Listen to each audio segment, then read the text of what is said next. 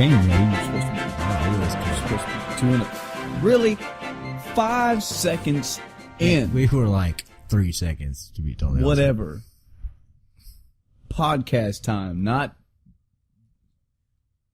porn that's time. right. You don't even know. You look at all that dead space right. You were like, dot, a whole 3 seconds worth of dead air while you trying to come up with a shitty insult. Good job. Good job. Welcome to the End of Time cast. Get fucked. I always get fucked. By me. No. In the ass. No. Stop. That's what you say. I but love you don't one time for you to come on this podcast. One time you let me fucking you in the ass. And start out I'm with always talking about it from then on. Man, I heard about this new game coming out, but no, it's cum and ass. Well, I mean, what else would you do? Get fucked. Hello, everyone, and welcome to the End of Time. I'm Michael. And I'm Adam. Today, we have no topic, so we don't have a fucking send us topic. emails to endoftimecast@gmail.com. We'll see you later. Later. Fuck off. Goodbye, everybody. Good job, producer. Yep. Episode 9. We've already ran out of Episode topics. 9. What are we Fuck gonna, yeah. What are we going to do, Adam? What are we going to talk about? I'm going to talk about, probably you going to meander on about Zelda and how it's so great I get to wander around and do shit. But I don't want to say what I did. Oh, That's you. I did stuff, but I don't want to talk about it, but I ain't going to stop talking about it, because that's what I do. You can magnetize stuff. Now, I don't want to ruin anything, but sometimes you swing your sword. This is what we should do today. We're going to narrate each other's week. Keep going. That's right. You're doing a good job. And sometimes I fucking fuck myself while I'm playing Zelda, thinking Link. Oh God, Link, yes. This is all you're good for. This is all you're good for. That is all I'm good for. You're for me to narrate your week? Sure, go for it. Hi, my name's Adam. I play Mass Effect Andromeda. It's a pretty subpar game, but everybody else says it's bad, so I'm gonna say it's pretty good. I fucking like it. I'm gonna Fuck increase you. it from a 7.5 to an 8 because That's right. everybody's hating it more and more by the day, and that makes me love it more. Meh. So now that we got that out of the way, what you been doing this week? I actually got some Andromeda in. Oh yeah, you been getting more time? Have you been able to get more time? I got two solid little blocks of time where I got to add like about 8 hours to it. Feels nice, huh? Yeah, feels real good. But I mean, you know, the issues that it has, you know, they keep holding it back. Mm-hmm. And I'm not sure where the story is going to fall, if that makes sense. Yeah, it does. Like, in terms of relevance, it's relevant. I came across some information that made me go, wow, okay, so this does tie back into the first trilogy. Mm-hmm. This makes fucking sense. Yeah. But like directly tie or Yeah. loosely tie, or the what you not events wanna of say? the trilogy directly caused Andromeda to happen. Ah, okay. Cool. Spoilers! Damn it. You can't say it after the It's fact. always better when you tell them that those were spoilers so they'll analyze it.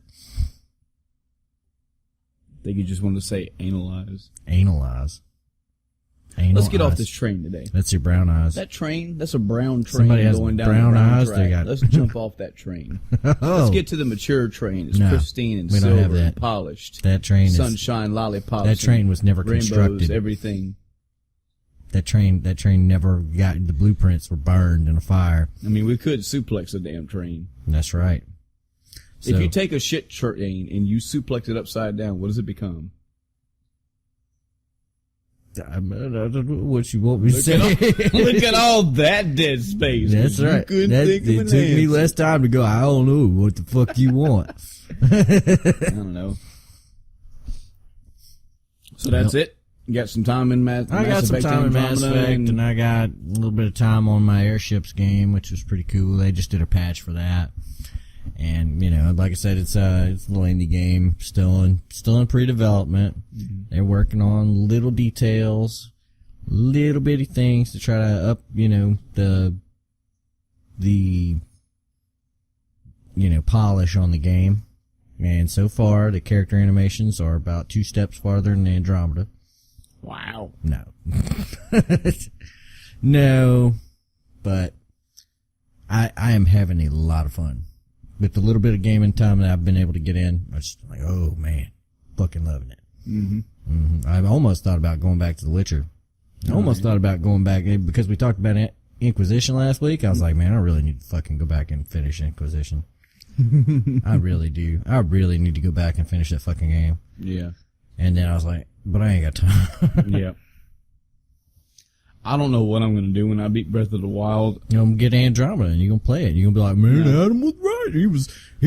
He wasn't just making shit up, so I would be blah, blah, blah, blah, blah. Man, if the game was shit, I would tell you some shit. I can identify shit games and tell you exactly why they fucking suck. That's very topical of you. Is it topical? We might be like talking a cream? about that soon. Is it like It's some like type of lotion that you would rub on a burn or something like that? If you could have saved that transition to a good segue later, that would have been perfect. Yeah, I like to blow my load early and often. If I get touched, I'm like 2 or 3 times just and I fall over. Have to drink water. I don't know what I'm going to do when I finish Andromeda. Probably cry and kill myself. Good. Because I've been suckered into playing another bullshit game. Damn. Damn. You think you're going to play it? I just don't know, man. I don't know. I tell you what, man, one of my other friends came back and he was like, man, this game fucking sucks. Oh, yeah? That was old shithead. Oh, He's been big on fucking loving Mass Effect, but this time the glitches just got to him, man. Yeah. I mean, cause the game is like, it's not quite like alpha or beta status, but it is like, they should be fucking ashamed of how this thing left the gate. Yeah. They're working to fix it. I'll give them credit for it. But it should never have come out like this. And I've heard, like, extra credits and designer guys that used to work at BioWare, and they all go, well, you can't really blame one person. Yes, you can. You can blame that on a single person. It's the person who QA'd that motherfucking game and greenlit it for release. Yeah. There should always be some kind of stopgap, some kind of buck stops here motherfucker that looks at a game before it goes to launch and gets printed out for millions of fucking copies to go to the consoles and fucking PC. And they look at it and go, wow, this is a hot fucking mess. We shouldn't do this. You need to unfuck yourself. Yep. You need to really go back. You need to walk up to the game lead developer and slap him with his dick and go, what the fuck are you trying to serve me here? Yep. Then with the game franchise as big as fucking Mass Effect, you really want to shit on that? You could kill the series with this game. Yep. As much as I am saying that it is a good game underneath, okay? If you can get past a couple of things, it's a great game. Mm-hmm. It has the potential to be a fucking awesome game. I haven't beat it yet, so I don't know how it ends. But I will tell you that there's a lot of cool stuff in this game. There's a lot of cool directions they can go with this game. Mm-hmm. Unfortunately, a lot of dickbags are not going to fucking get to finish this game because they're going to go all Madden, bro, and go, oh man, she had a wooden face in the first fucking trailer I saw. You know, I know they patched it, but if they couldn't be bothered, then I won't either. And that's not exactly a terrible opinion. Yeah, it's not. You know? You're spending money for a product. So, the good thing is it's more Mass Effect, and Mass Effect's a good thing. Yeah. Okay? The combat improved. The story is, you have a lot more options and stuff.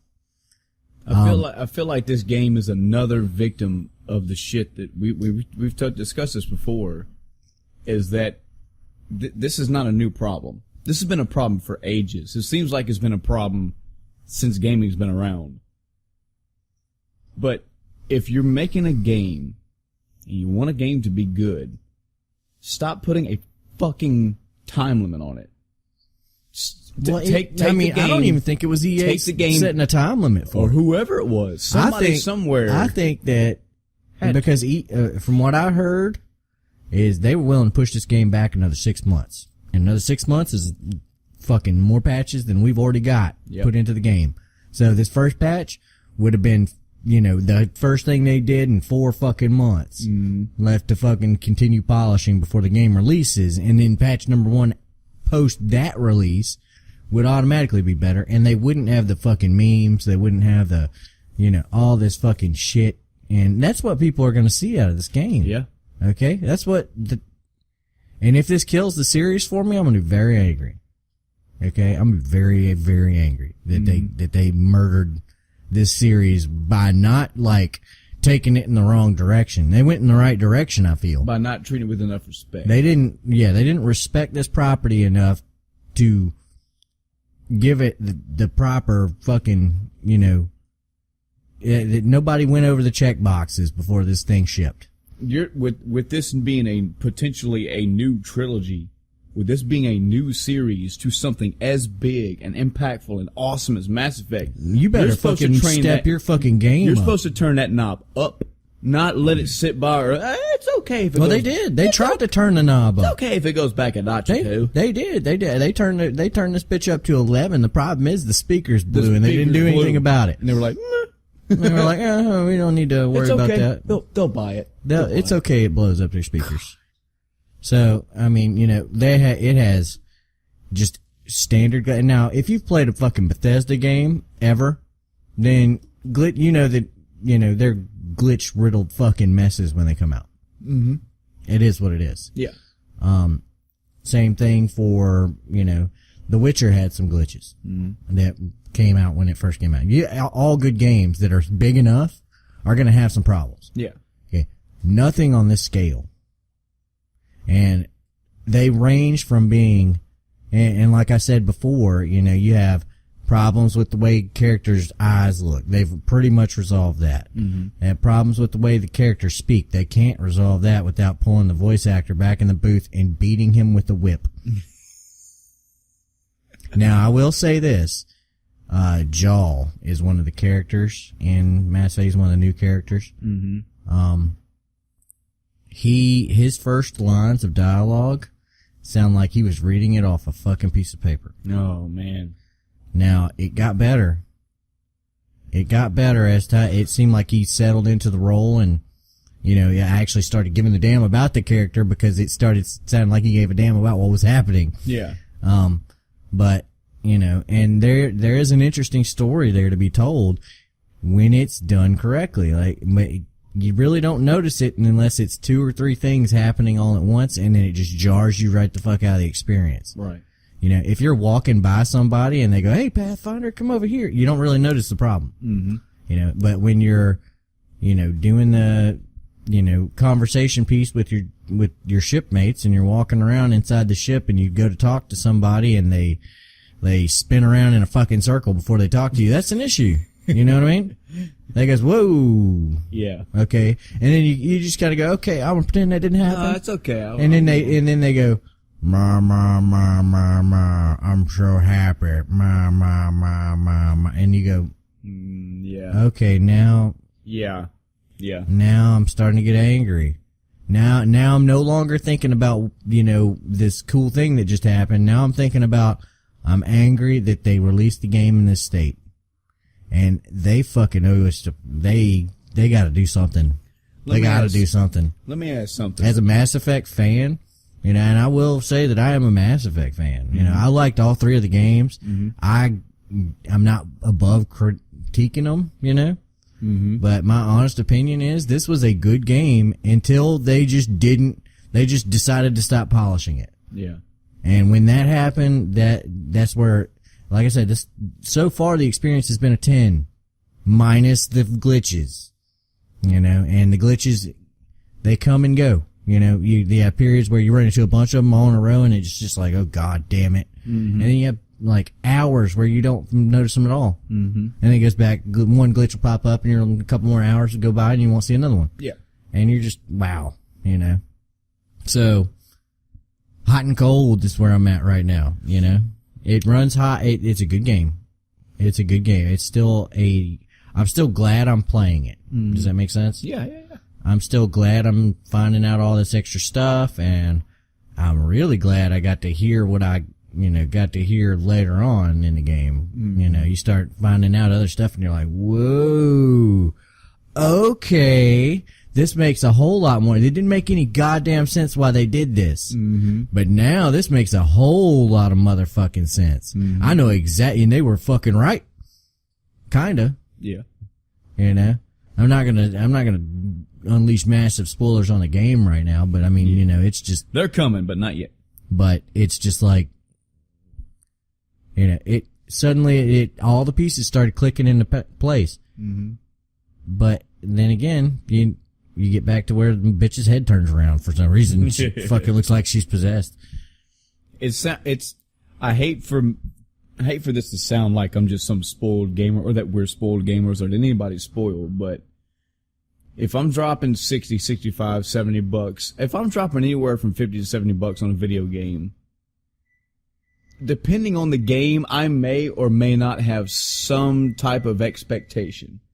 But if I know that this is a game coming from a deserved series, like, Mass Effect, Yeah. and I feel like I'm not getting what I should, I feel like that's wrong.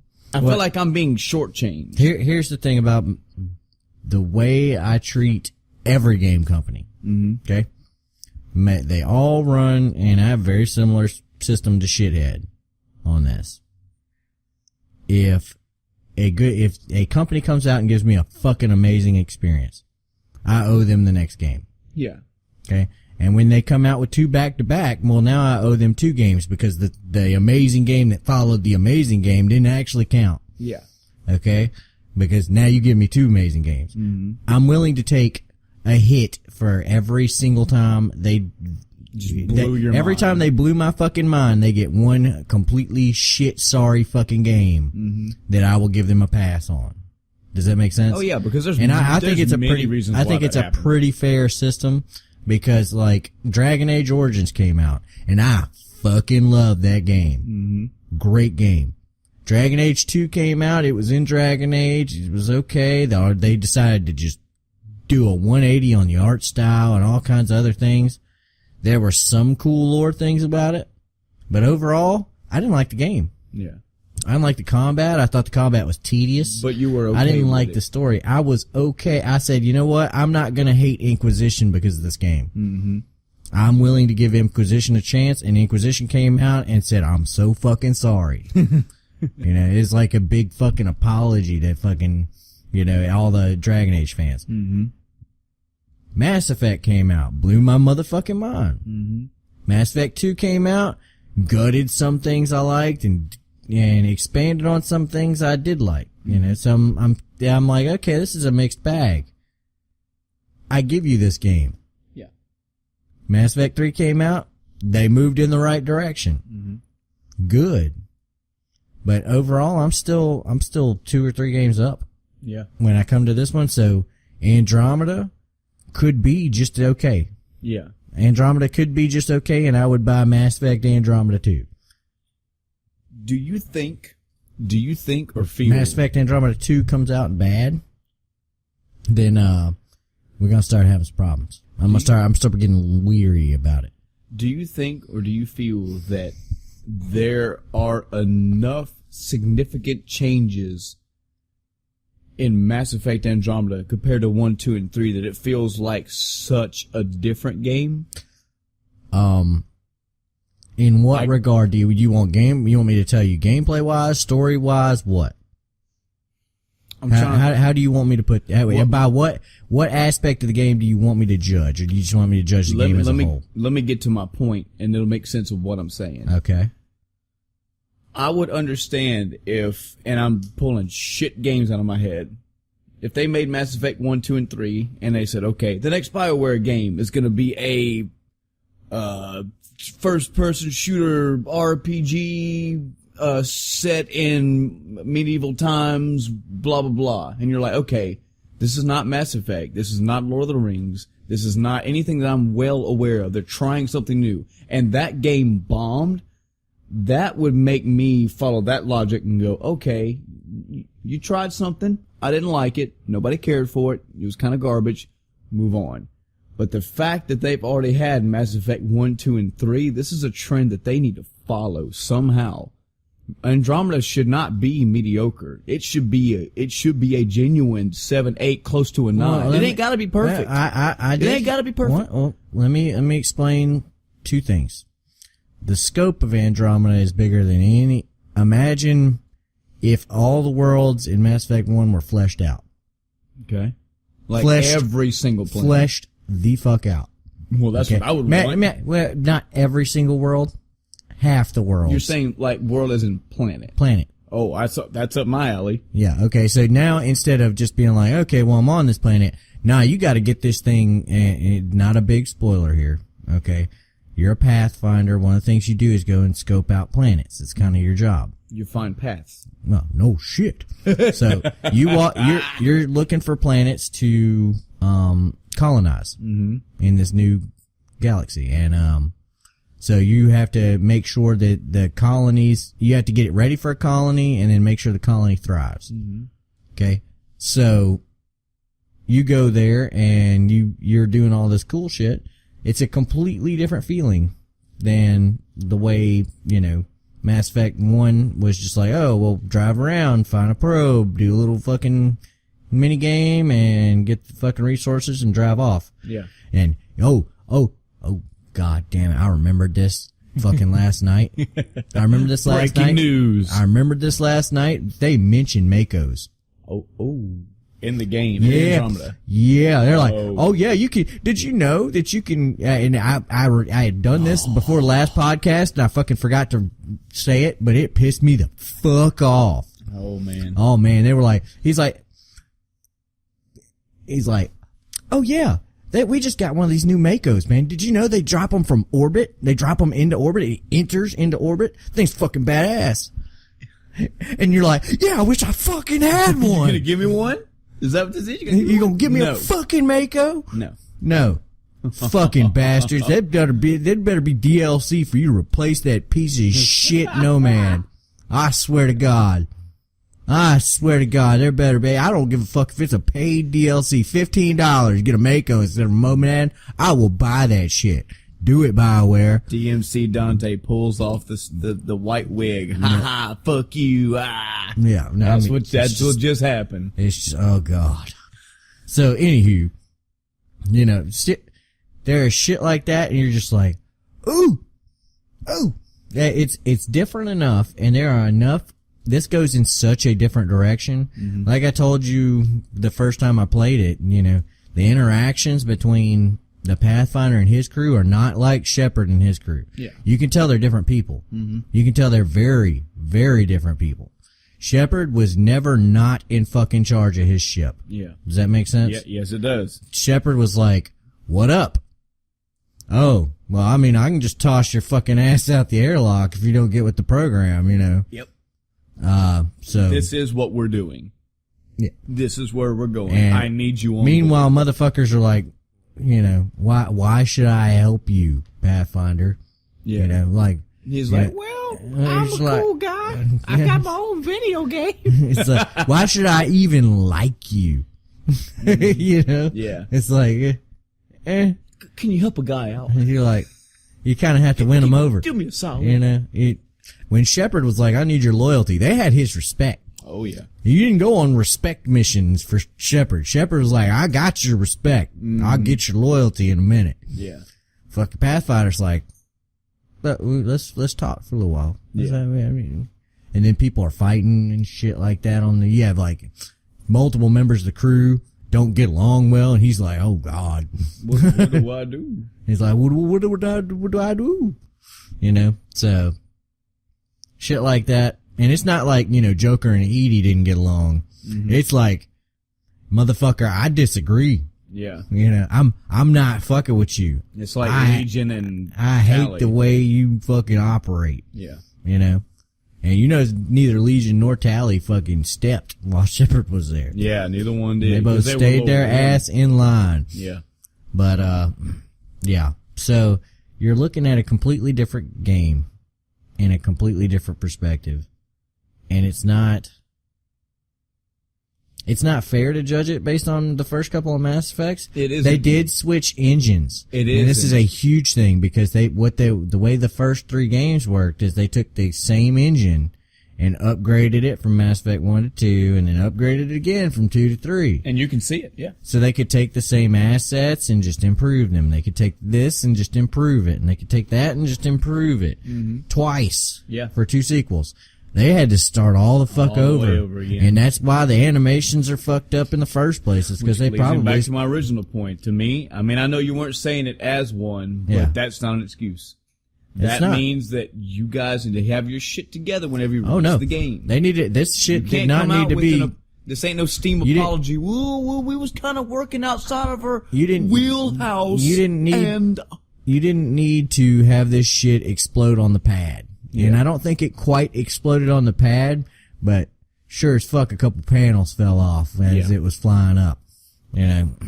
So we'll see. do you know do you have a good enough gauge of the game as far as timeline, like where you are? Do you feel you're halfway through the game? Do you feel I feel like I'm coming up on the end. okay? Well, good. Because I'm interested to hear. I'm not so sure I'm like coming up on right now. Because of the way I play games when I'm 100% them, and I don't do it often. I'm not a 100%er guy. Are you 100% in this? Oh, it looks like it. Okay. Looks like it. The way it works, I might have some other shit to do. Yeah. But I don't think it's going to be such a big deal that, if I wanted to, I could probably go and slam dunk the fucking end of the game. Yeah. I see the red flags. I go, I'm not going that way. Mm-hmm. I'm good this way. Yeah. Take care of all this shit. Mm-hmm. So that's the way I've been playing the game. I've been intentionally prolonging it. But you never really seen Mass Effect from this angle where you didn't have the big bad motherfucking hero dude that everybody fucking respected. Mm-hmm. No, this guy, his boss doesn't like him. His boss's fucking underling doesn't like him. His crew, doesn't respect him quite, Yeah. Everybody he meets doesn't immediately go, oh, let me suck your dick. Mm-hmm. Or, whatever. They go, I don't fucking trust you, and I have no reason to trust you. Yeah. Meanwhile, Shepard would have been like, I'm Commander Shepard, and they'd have been like, oh God. He'd have been like, they'd have been like, I don't have a reason to trust you. He'd be like, he'd grab him by a collar and be like, you're gonna trust me. I'm gonna fuck you. And, no. So, he's just a different character. And it's cool to see a different character. He's not a replacement. He is a different being. Here's another question. Okay? So the game for you, as arbitrary as numbers are, because these are just our opinions, Yeah. the game's at an 8 for you right now. It's still an 8. If the ending comes up, do you think the ending itself, the end sequence / ending / wrapping up of the Andromeda story, you think it has the potential to be good enough for you to go, oh, this is worth it? Or do you think, nah, it's probably still gonna be about an 8? Really, like I said, if the ending comes up and it's fucking totally awesome and shit, then it might bump the score up, but it's gonna top out at a 9 right now. Yeah. A hard 9, like there is no getting above a 9. Yeah. Like 9 would be a 10 for this game. Yeah. So, I mean, I haven't been completely I'm not enamored by the story the way it hasn't grabbed me the way Mass Effect 3 did. Yeah. Which was right by the balls and didn't let go until the end. Oh, yeah. Okay? No, it's not that. I don't feel this overwhelming sense of fucking anything in this game. Yeah. Okay? I feel the way I felt when I was playing Mass Effect 1. Does that make sense? Yeah. You didn't know all this shit. You didn't have this sense of scope. It's a good game and I'm having fun doing what I'm doing and I like the characters. Yeah. When they come across the way they're supposed to. Not to mention, well, I remember you saying that you had played older BioWare games. I have. So when I jumped into Mass Effect, despite all the other RPGs I've ever played before, I had never played a game like Mass Effect. Yeah. So for me to go from no Mass Effect to Mass Effect 1, that's completely different than me going Mass Effect 1, 2, and 3 to Andromeda. Not saying comparing the three, just saying that, well, I know about what I'm about to get into. Yeah. So, well, I hope it turns out good. At a minimum, I'm glad you're still having fun with it. I am. I'm still having fun with it. If the ending turns out to be immaculate and I just go, oh my God, then the score will jump. Mm-hmm. Okay. Because if I see like fucking, Harbinger or some shit come out the fucking woodwork and it's like, bitch, I'm going to be like, okay, all right, we gonna fuck. We'll bang, okay. What if you go to some planet? You gotta do the typical gaming. I'm rolling my eyes as I'm saying this. You gotta do the typical game. Go fight the big baddie, and when the big baddie dies, I almost said Shepard. Ryder looks around the wall, and you see a fucking Reaper finger, just one finger, just come out, and it cuts. What would you do? Just shit your pants? I'd probably just piss myself right there. But I don't think that's going to happen, because I think if they are going to bring the Reapers back, then they're not going to do it in this game. Yeah. They're going to build it. Mm-hmm. They're going to let you savor it. They're going to simmer you. Because what they don't want to do is have that same interim game like they did in Mass Effect 2. Yeah. Where the Reapers are coming. Yeah. Now you're just trying to figure out all the shit that goes along with it. Seems like, if I'm understanding what you're saying, in this game right now, you're just trying to figure out what this shit is going on, period. Yeah, you're like, we got here and this happened, and this is nothing like what we wanted. Yeah. And you got this situation over here and this situation over here. We've got we've got our problems, we've got their problems, and then we've got this other problem that nobody knows what the fuck to do about. Yeah. And they're just sitting there like, wow, this is some deep shit. Mm-hmm. And, so they're all trying to come together to figure out their how they're going to handle all this. Do you have stuff. more or better clues now as to what's going on? Are you starting to piece together a puzzle, or are you still? I have my suspicions. I got stronger suspicions than I did. But you're not at a point. I'm in not. The game I really don't feel like. I really don't feel like. Yeah, they haven't dumped it on me yet. They've dumped a couple of things on me, which changed my entire perspective of the beginning of the game. Oh. Right. Mm-hmm. Where I was like, okay, well, this is happening. Okay, cool. All right, yeah, okay. This is kind of, this doesn't make any fucking sense, but I'll take it. Whatever. Okay, you're just trying to get shit out of story. Whatever. Okay, let's see where this takes us. And it took me back to the beginning, and it said, you remember all that shit that was going on right here? Yeah, that wasn't what you thought it was. Ah, nice. And you were like, oh, nice one. I remember why I like this company. And you're like, okay, cool. We love you, BioWare. We just want you to get your shit together. Yeah, you need to get off the meth, man. Yes. This is a public message from the End of Time cast to all gaming developers. Get off the meth. Or get back on it. My week has been the same, so we're just not going to talk about it. We're just going to move on. We were playing Andromeda so let's talk together. about Multiplayer. It was great.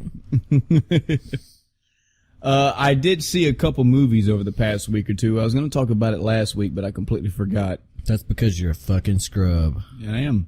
Yeah. Especially for seeing one of these two movies, I definitely am. You are afraid seeing either of them, actually. But so the one I probably want to talk the least about, I saw Power Rangers.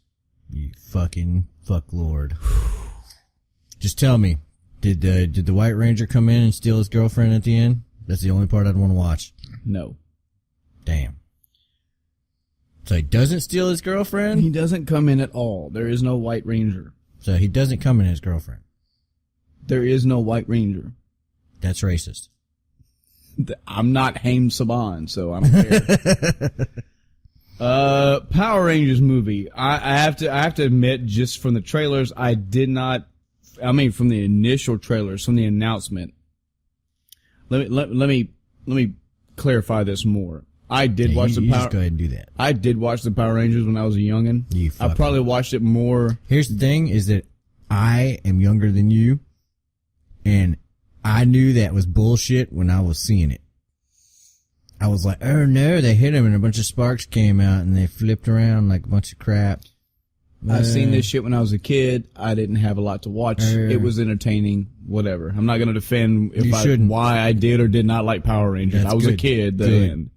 Good. I watched Power Rangers probably for the first 3 seasons. I think when the 4th one started, I was like, I don't like where this is going. I quit. And I think they've had, 12 more seasons after I stopped. That show went on for goddamn ever. So they were like, oh no, and now we have police cars in space trying to be that dude from Twisted Metal. I do have genuine memories of Power Rangers. I mean, I did love when they went from the first season to the second, when they lost all their powers and the dragons, the dinosaurs went away and they had to find the new suits, and the fucking Red Ranger had a fucking red fucking flying dragon, and I did like that. Man. And the 3rd season was okay. So I've got a little bit of history with Power Rangers. I played a few Power Rangers games. The fighting game was okay. The adventure game, the side-scrolling punch 'em up game. I played that. It was okay. Whatever. They were all kind of the same. I remember one thing specifically about that game. Is that, like, you would walk around as, like, the teenage person or whatever, and you'd be like, oh, I'm fighting people, yay! And you turn into a Power Ranger after you got, like, a fucking something filled up, or just randomly fucking turn into them. Mm-hmm. And, I remember that, like, they used the same model for all of the Power Rangers. They just changed the color. Yes, and here's the thing about that is, like, the chicks would go from looking like chicks to looking like beefy fucking chicks. Mm-hmm. You just be like, whoa, that bitch got some fucking massive biceps now. So I played those. They're give or take. Yeah. Nothing to write home about. I did watch the Power Rangers movie, the old one. I fucking love that movie. I don't know why. It's a guilty. One that had Apocalypse from the new X-Men? Sure. It's a guilty pleasure of mine. I'll watch it to this day. I still get an entertainment thing out of it. It was also kind of one of my female cousins, because I always attributed the Power Rangers to, like, the boys used to watch that. Never knew that girls would like it too. And I had a younger female cousin that was all about that show, and we went up north for a family Christmas gathering, and I got money for Christmas. She got money, and she demanded that my grandpa take me and her to Walmart as soon as it got open, because she wanted to buy the Power Rangers movie. I was like, sure.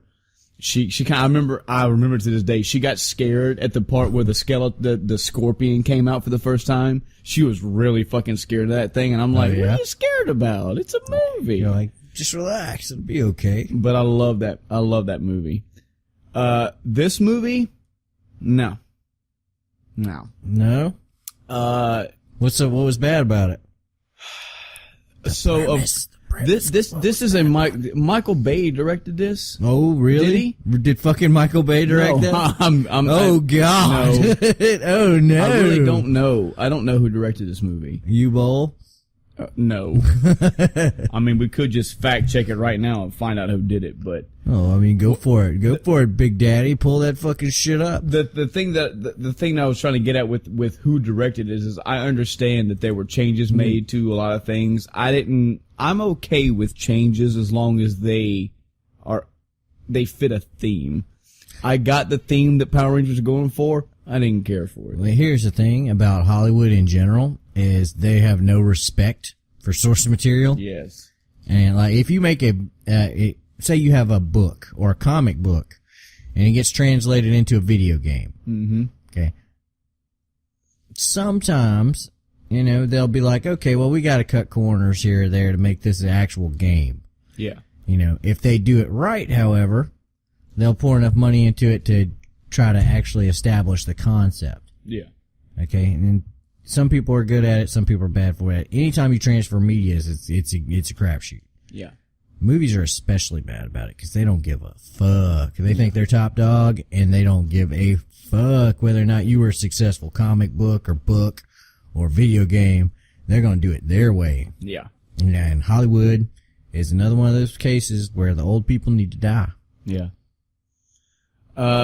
If you watch this movie, you'll understand why I made the Michael Bay reference, because it's got those changes where you're just slightly cringe. Did you figure out who the director was? It was some unknown guy, Dean something, or Dean Israelite. I never heard of that guy. I'd have to find out what the movies he directed. I was really trying to make a comparison to this movie being like a Michael Bay movie. Also, the fucking Megazord. Hey, spoilers. They get Zords, and they form up to be a Megazord. Oh, yeah? You know, the Megazord looks like a fucking offshoot Transformer model. Well, spoilers for today's new Death Battle that just came out. They had fucking Megazord versus Voltron. Mm-hmm. And yeah, that's Power Rangers are 0-2 now. Thanks for spoiling that, because I haven't seen it yet. Yep, they got their shit kicked in. Talking about the movie, I know you haven't seen it. Yeah, but the farther I got into this movie, I'll say this about it. It had little bitty callbacks to the show. Like, they had, it's morphin' time. You know, they had a lot of those key phrases and these key things where you're like, yeah, that and happened. that's all they just threw you a bone every now and then. That's all it was. It felt like that's. I already know the formula. I already know the formula. Change everything else, but throw a bone every so often just to make it connected. It's almost like Chrono Cross. I mean, I actually saw. I'm not going to tell you where, but somewhere in that movie, you see a couple of the old original characters in there, and you're like. And that's as far as I got. It wasn't like, oh, this movie's great. I was like, I recognize those two. Yeah, it's two from the original show. Yay. There's just times in that movie where you just look at it and you go, this could have been so much different. That movie, I think I put it at a 2. I don't respect the source material. Yeah. But I still do not like that they fucked with it. Yeah. Does that make sense? Yeah. And I knew that was going to happen. The moment I saw, like, how everything with, like, their normal forms were like, I'm going to punch through a brick wall or some shit. And I was like, yep, nope.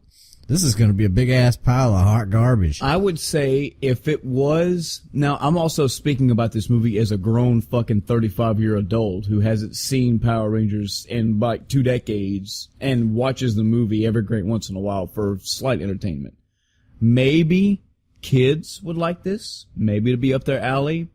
Because they would see they would see teenagers getting powers and robots. It would be better for kids if they had a show. Yeah. It's not so much, the kids are going to see this and be like, you know, oh wow, that was cool.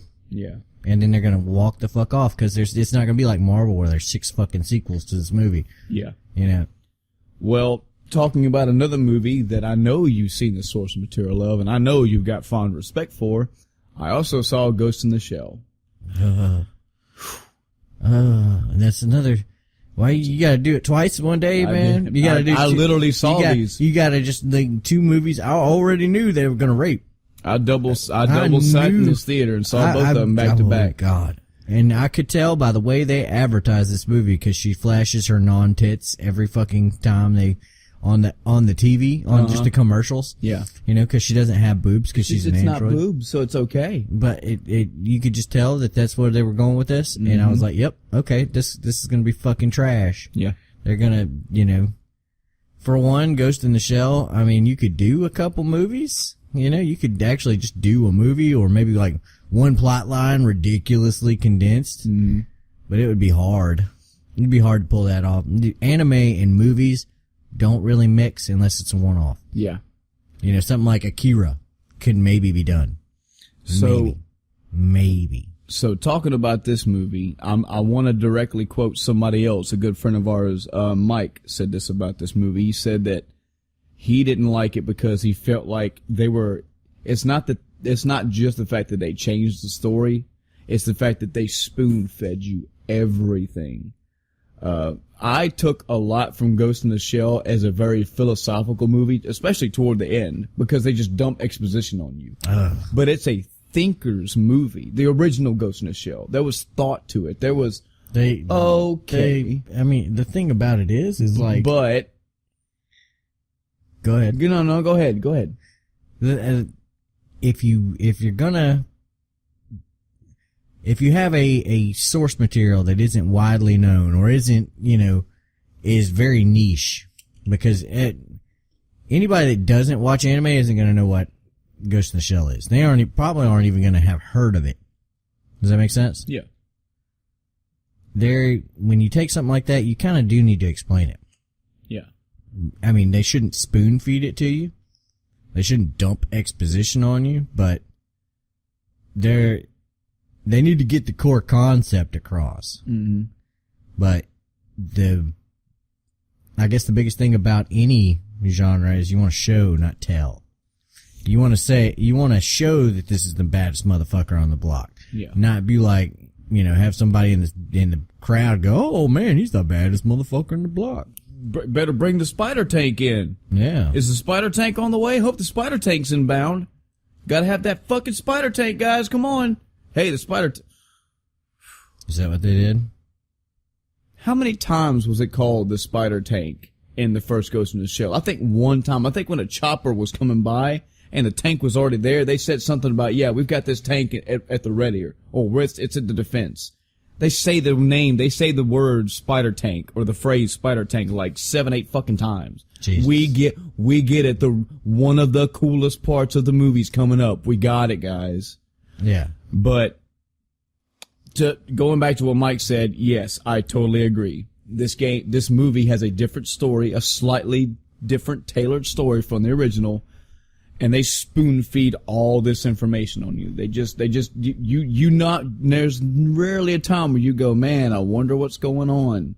I wonder what I'm supposed to be expecting and what I'm supposed to be feeling. They give it to you.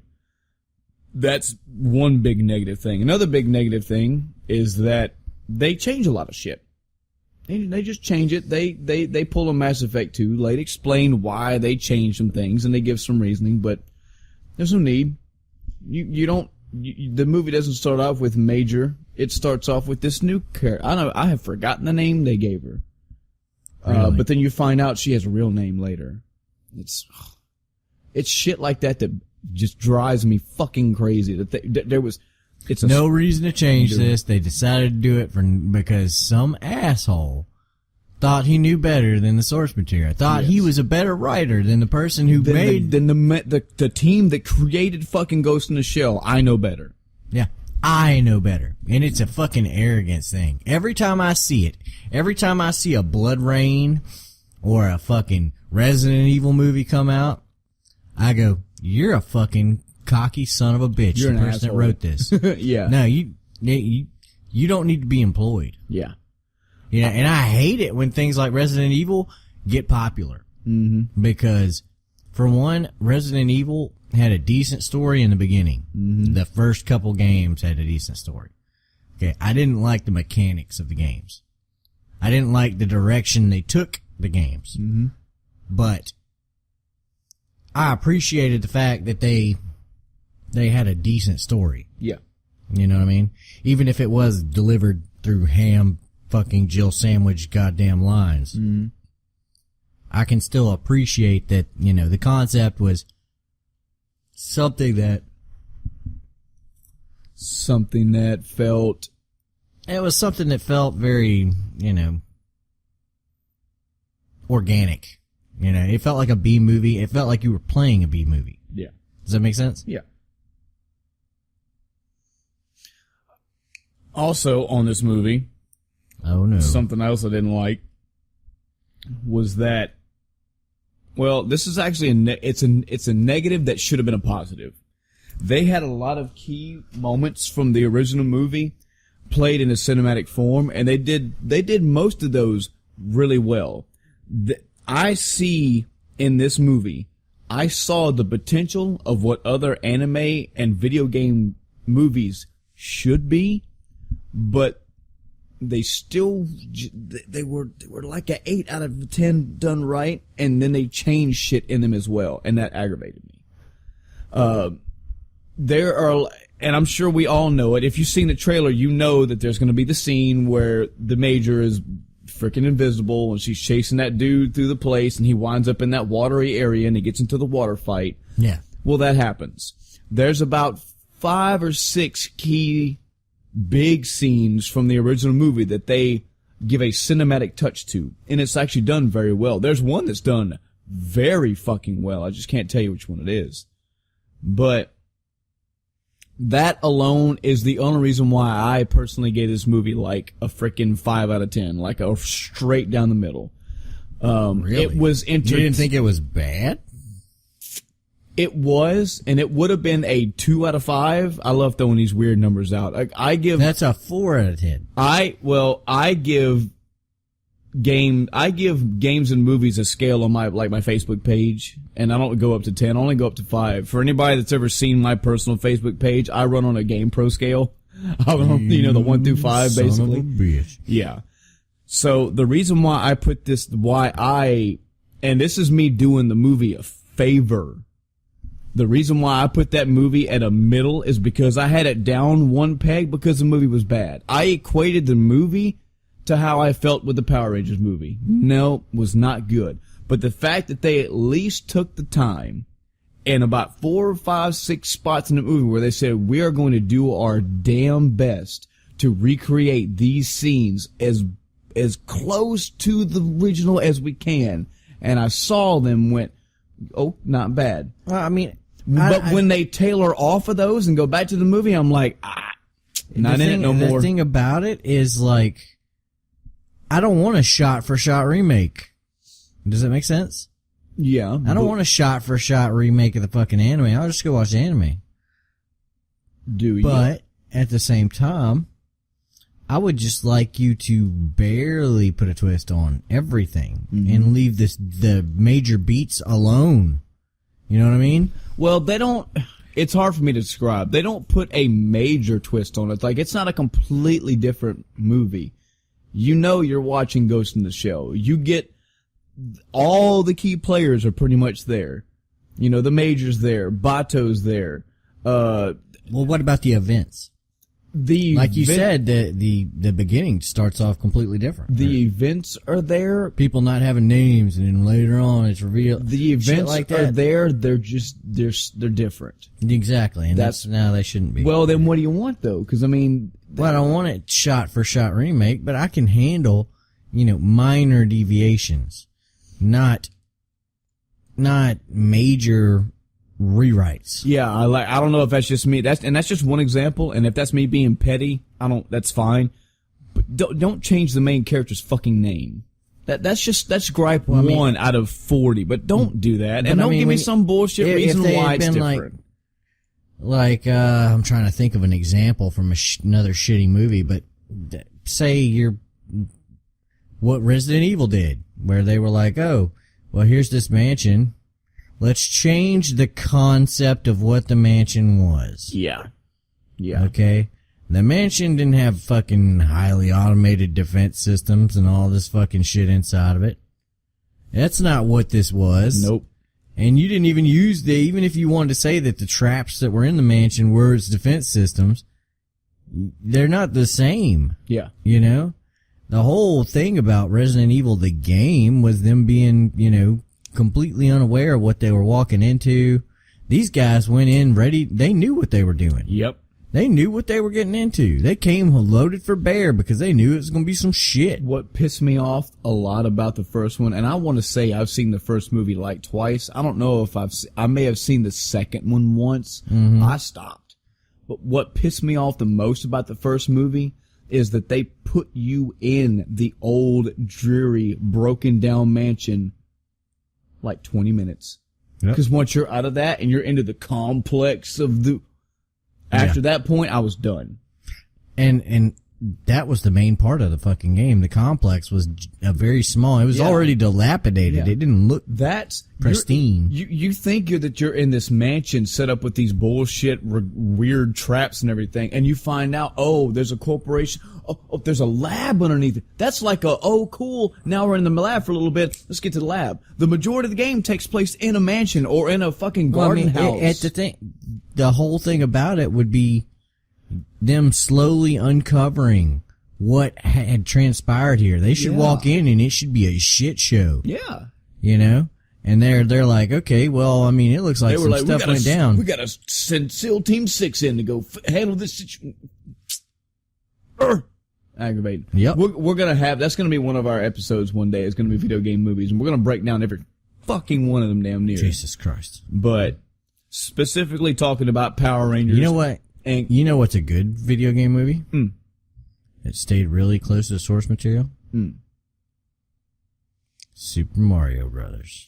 So talking specifically about Power Rangers and Ghost in the Shell, I didn't like Power Rangers, and I'm personally giving Ghost in the Shell just a solid bump up, just because they at least tried. Now, Power Rangers did try to give you some of those nostalgia bones, but they were so far, so few, and so tiny that they were like, you shouldn't have done it at all.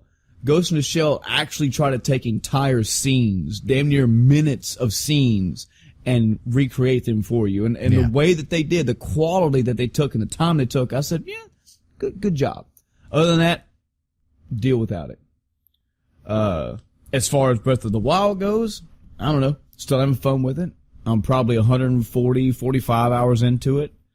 I'm working on finishing the last. I saw that you hadn't run into any bats. Any bats? Have you run into bats now? I've run into several bats. Oh, good job. Yeah. I was noticing your little score meter you posted. I was like, huh. He hasn't run into any bats whatsoever. So I am at a point now where I could go to Hyrule Castle and do the end phase of the game. But I'm kind of in that mindset where you are, like, it's just looking like I'm just going to go ahead and 100% the game, because I am going through and getting all the shrines. I'm trying to locate the last ones. I've got like 102 of them done, so I'm on the last stretch of that shit.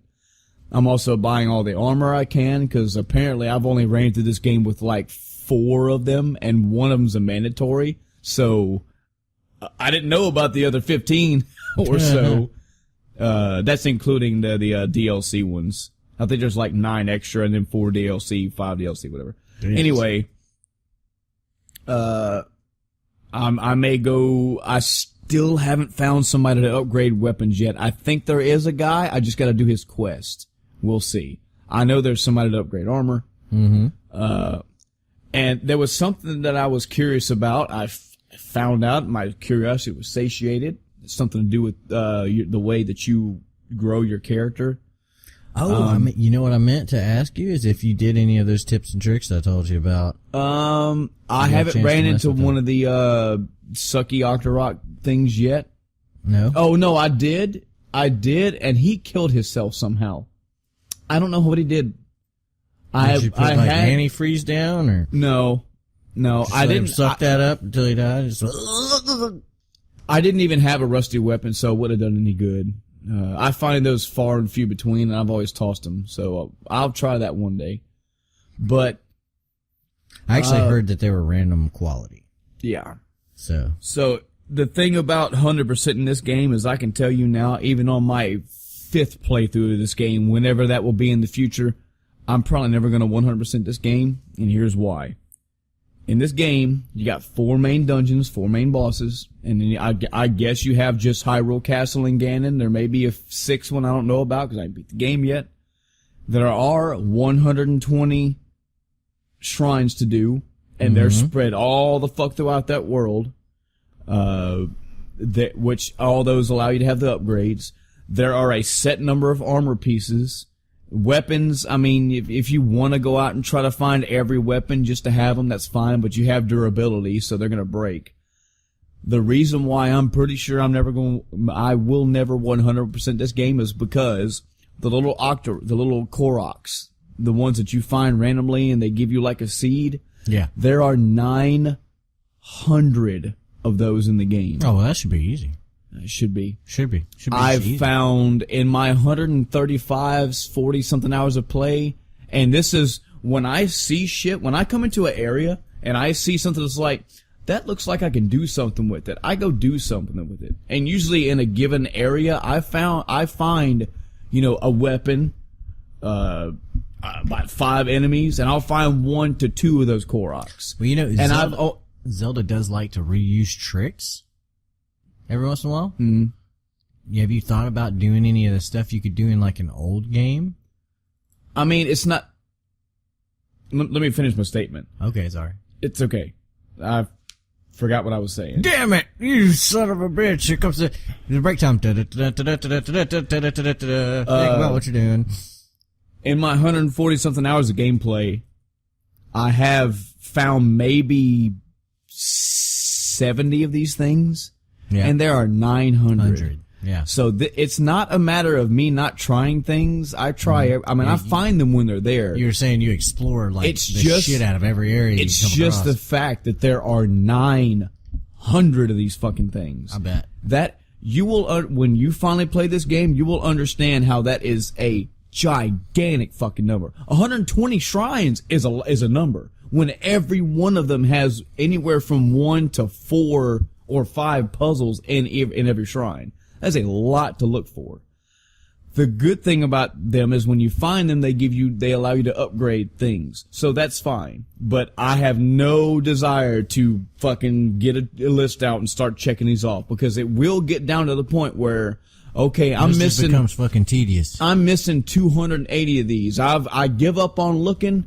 I'm 300 hours in the game. I'm done looking. Just give me a guide. Let me just go through the guide and make a checklist. All right, go here, find the guide. Go here, find the guide. Go.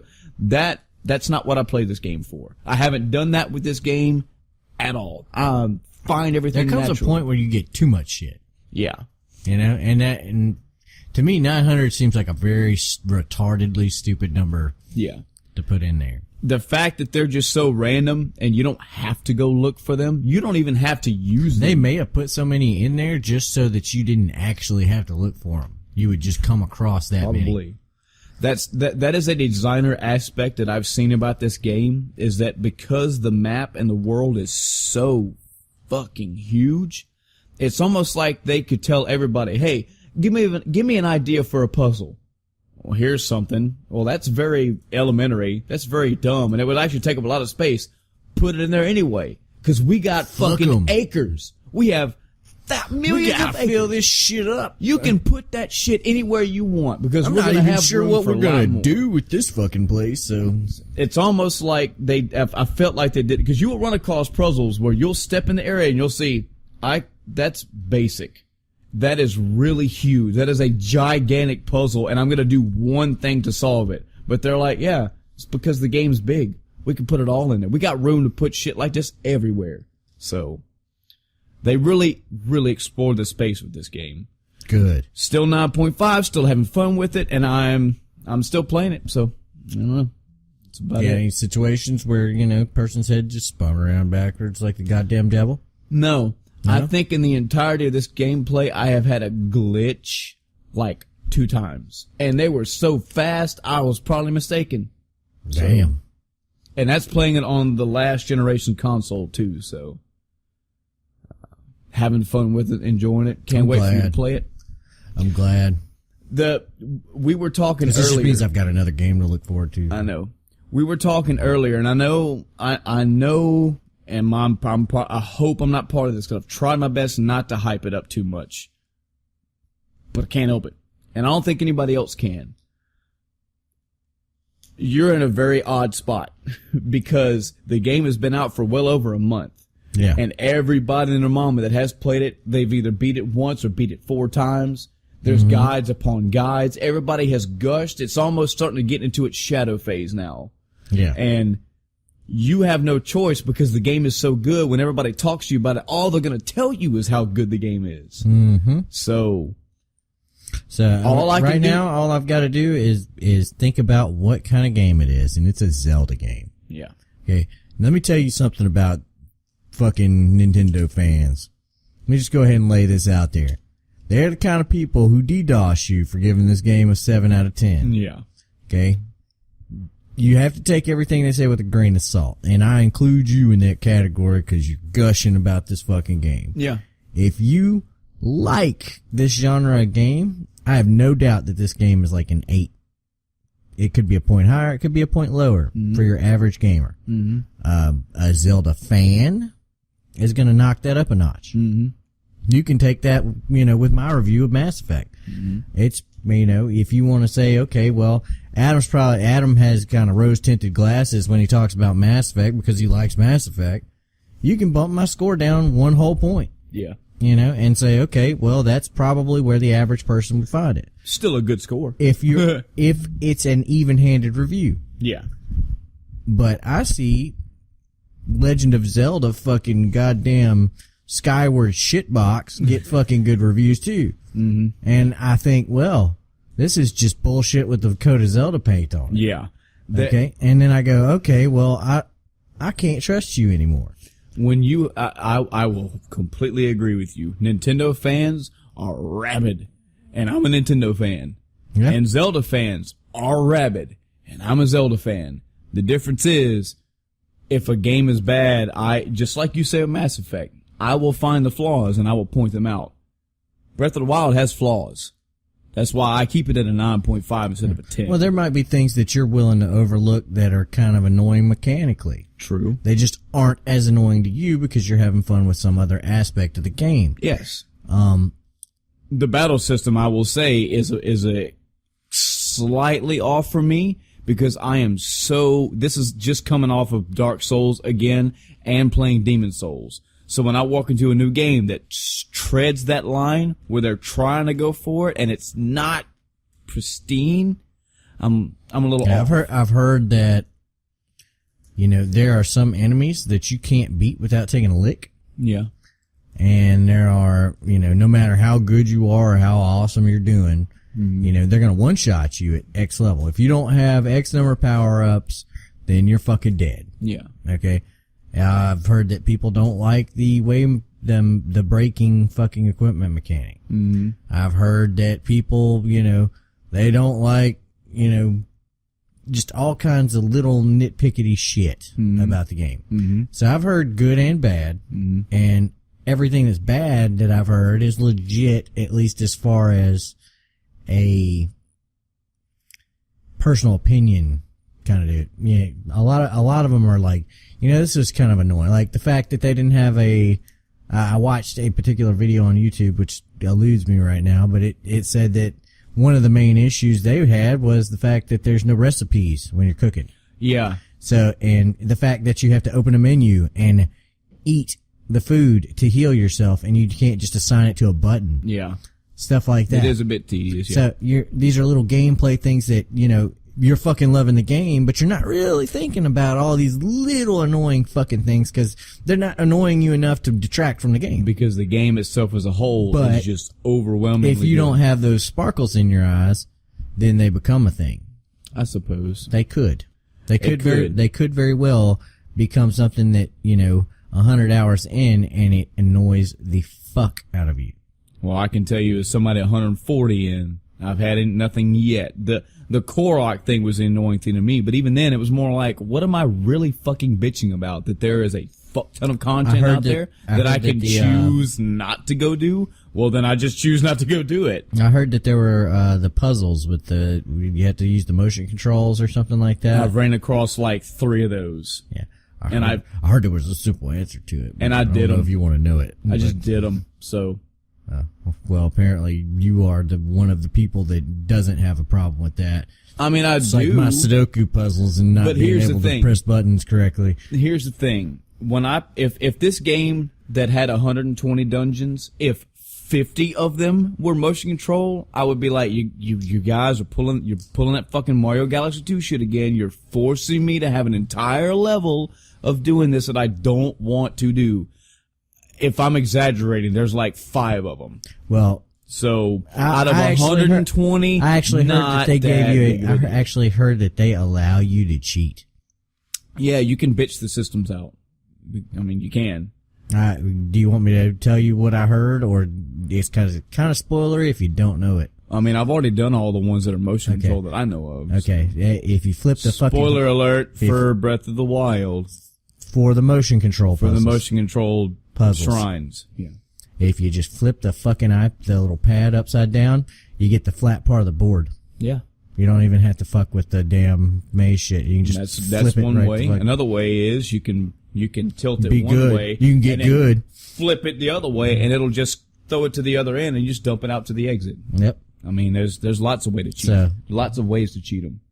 But again, you have 120 dungeons, and if 5, 6 of them are motion control, and you're just not a fan of motion control, that should not be a huge... What if I just took the gamepad and flung it whenever one of those puzzles came up? Well, then that would be silly of you to break your own equipment over something so arbitrary. If I just flung it.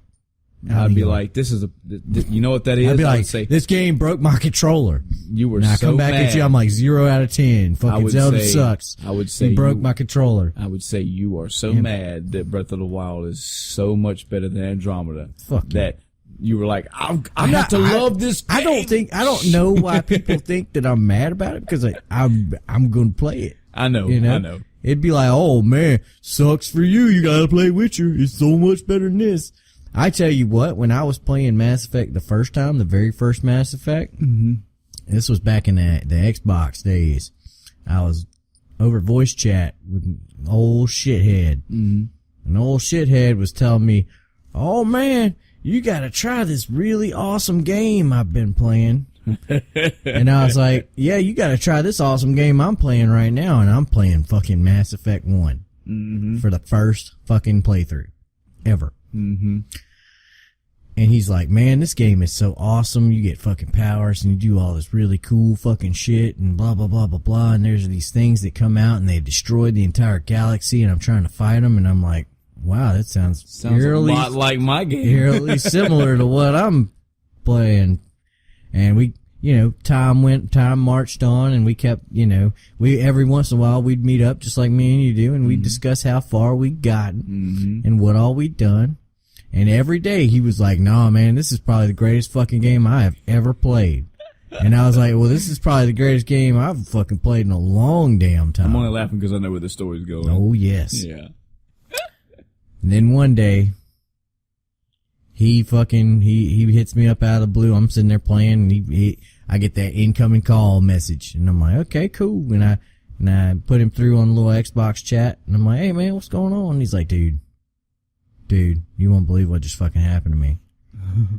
And he was, spoilers. Yeah, spoilers 4. He was playing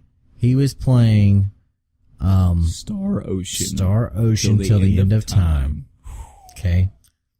Now, at the very end of this game, I don't know if it's the very end, but it's at least in this game, towards the end of this game, you are fighting up against this giant galactic fucking thing, and you're whooping their ass, and you finally get to like this portal to figure out where they came from. And he was like, man, it was so awesome, and I was finally going to get to see all this shit, and the anticipation was just building and building and building and building and building.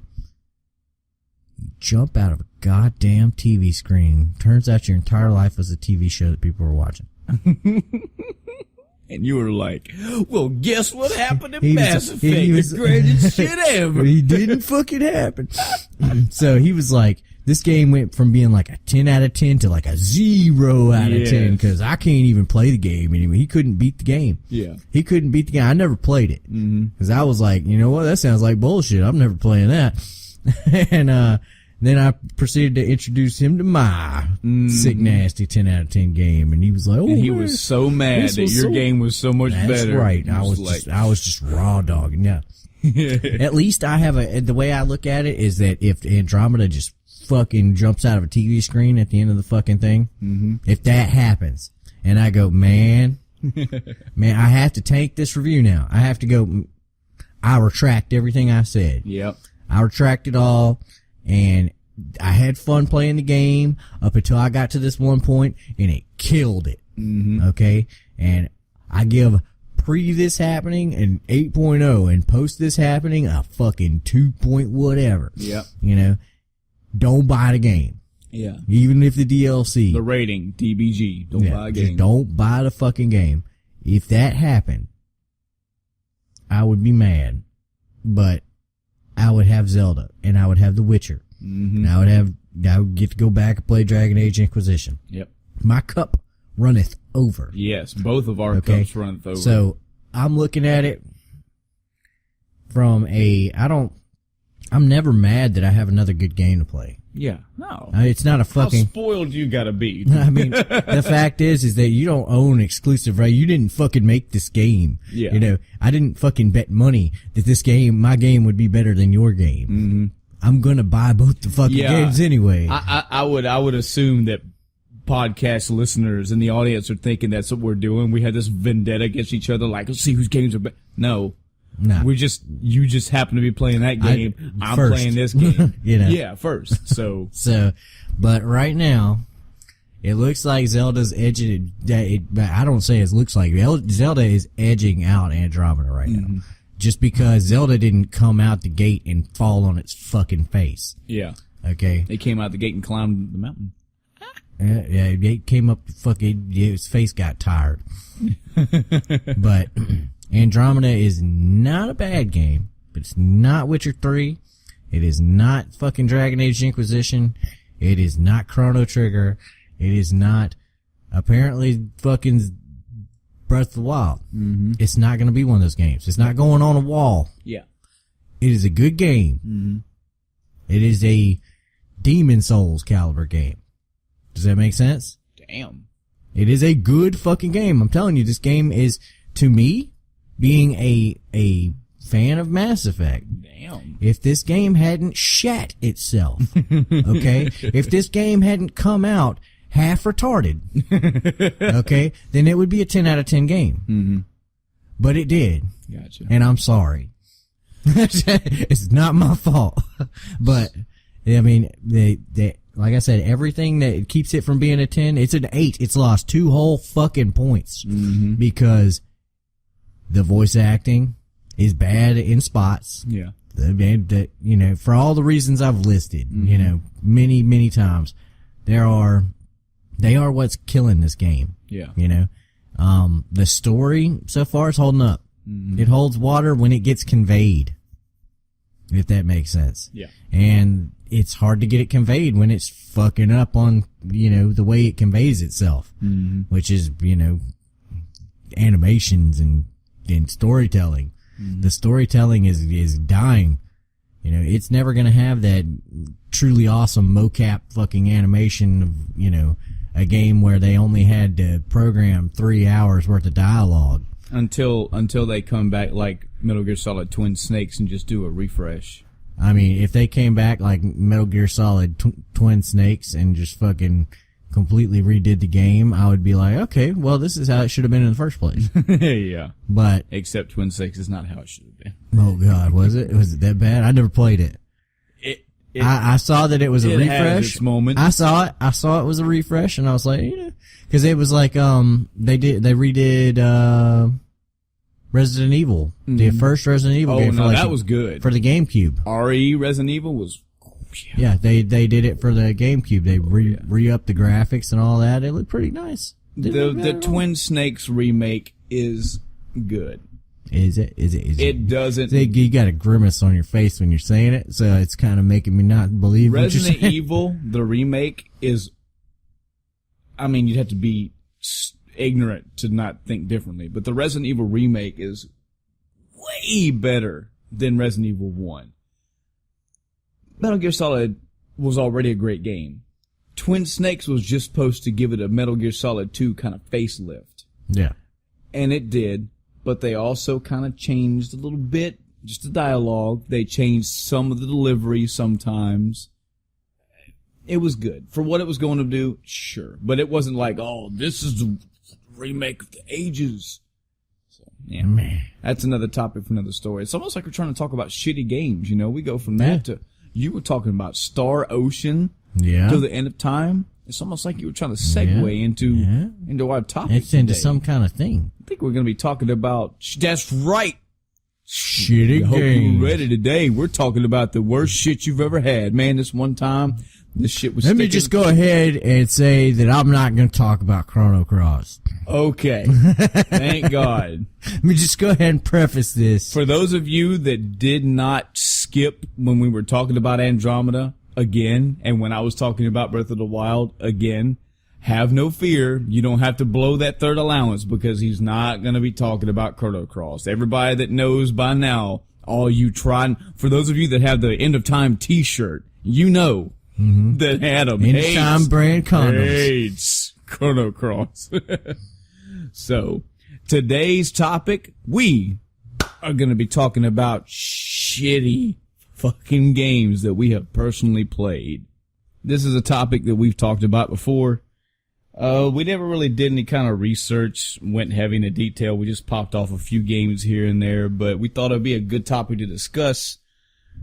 We have played many games in the past, and while we would love to say that all of them are great, some of them weren't. Some of them are really, really shitty. Yeah, some of them were just bad. Sometimes you played a game where you're like, this is not what I expected. Sometimes you played a game where you're like, I played it just because it's all I had. Sometimes you played a game where you're like, this is garbage. This is shit material. I will also qualify this by saying I know the hip trend in the YouTube verse for many, many years now has been, let's play through shitty games. Let's find the shit for the Nintendo, the Super Nintendo, the PlayStation. Yeah, we're going to play 15, 20 of these stupid, shitty games. This topic that we're talking about is not that extensive. We're talking about games that we Have played and experienced. personally. Like, for example. Games you went into and you didn't know it was going to suck. Yeah. And then it sucked. We The know. life right out of your fucking body. We know just Like given marriage. just the stigma and having watched other YouTubers and watched like Let's Players, we know that they're like Silver Surfer for Nintendo. I've heard all kind of shit about how horrible that game is. Yeah. I've seen Same here. I've seen heard all kinds of bad things about it, but you know what? I never fucking played yeah, it. I've seen gamers play it. I think there was an AVGN episode about it. I think Yeah. there's a few other ones that have talked about it. I've seen it and I can go, yeah, I can see how that, but I've never played it. So these games we've played and have went, oh God. Either went, nah, or went, oh God. Yeah. You want to start or you want me to start? I'll throw out the first one. Sure. First one is going to be a little bit of a throwback because we talked about this during the games of 1985.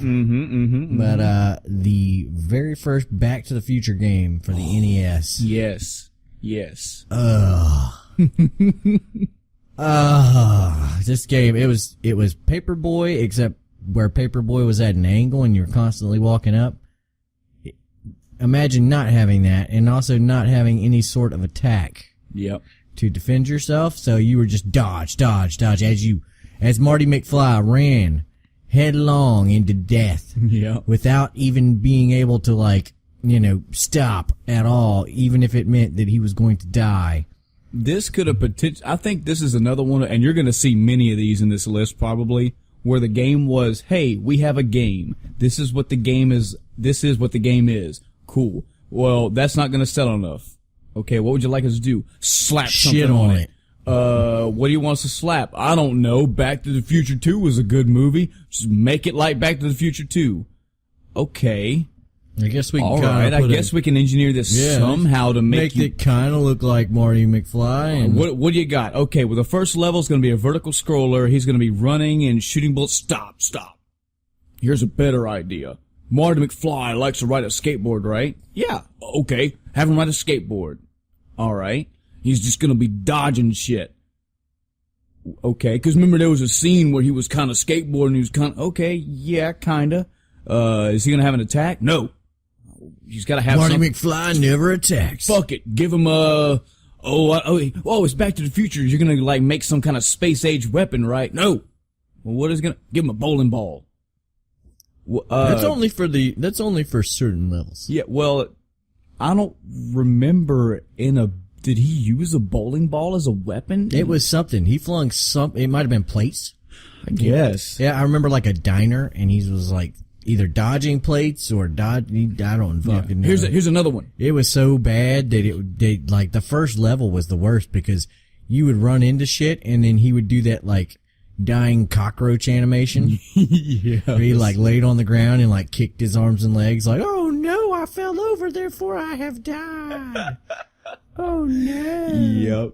Yep. All right. You've got a lot more shitters than I do. He and I both played Back to the Future, and I will wholeheartedly admit this was a game that I played at a neighbor's house because it was one of the games that he had. I didn't enjoy it, but I played it. 5 minutes of time in that Nintendo, and then it was flung out the window. Yep. Never to be seen again.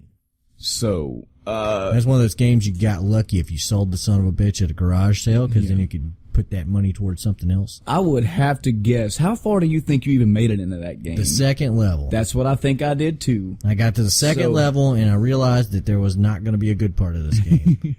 I wish that I had made it enough through the game where I could be like, here is a systematic breakdown of why no level makes sense. It kind of, sort of, loosely related to, but I didn't. I may have got lucky and made it to a third level once or twice, but I distinctly remember level 1 and level 2 because that's as far as I could get, because the game was shit. One of my games on here, also, I don't think our list is in any particular order, so you may see a bunch of Nintendo games in a row. You may see all out of dates and all, but there's no clue. I just slapdash this list as best as my memory served me. South Park for the Nintendo 64. I played this at a friend's saw house. this, but I never played it. Yeah, this was released Is this the first person shooter? Yes. This was released in 99, and that's what it was. Now, of course, I was aware of this game because I knew what South Park was. So I was like, I think this is the very first South Park thing I ever played. So I was like, all right, sure, it's gotta be good. South Park is kind of funny. This was back when it was still hot. Cool. It's gotta be at least a little funny. And for hey, let's all laugh at farts and poop jokes and adolescent humor, yeah, it was funny, but the game, not good. Not good at all. Not even for a 64 game that already had predominant first-person shooters on it. The first-person shooting in it was just not that good. The mechanics of it were bad, the collision detection, and all it really was, I think this was one of those where we don't care how good the actual game is, theme this motherfucker up like South Park, and it'll sell millions. Just was not that good. Damn. Another game on my list, this is way into the future of this list, was Aliens Colonial Marines. Colon Marines for the Xbox 360. Colonel Marines. This came out in 2013, and I remember buying this. You bought it? You poor bastard. Well, here's the thing. I bought this and another game right around the same time. So I had pretty much this is a kind of important time in my life. I was in the military. I was away from home. I was doing some military training. And my last respite of scratching that itch was I need to have a gaming console with me. And I either bought a 360 or had a 360 sent to me or brought it with me, whatever. And, I don't know how I got so turned on and hyped up about this. It could have been magazines, could have been word of mouth. I don't know. This thing did have a giant hype train. Yes, it did. And I got sucked up. When I was away from home, apparently I was just way out of my element and just kind of whatever the fuck I could get. Yeah. So, heard everything about this game. I saw gameplay footage or something. I was like, I gotta get this shit. And I bought it, not really on the release day. I just bought it a few days after. I think I put maybe 4 hours into this game and said no. When you're in that desperate of a situation and you go no. Yes. That means like just sitting there staring off into the fucking sun is more interesting than this game. Yep. Now, I want to make sure, now this is a good test for you and for the audience, because now that this is live, guys. This is my mind working. This is my mind happening right now. You want to see how big it is? No, I'm hoping that this is the correct game, because the game that I bought had aliens and humans and predators. So maybe this is not Colonial Marines. Colonial Marines.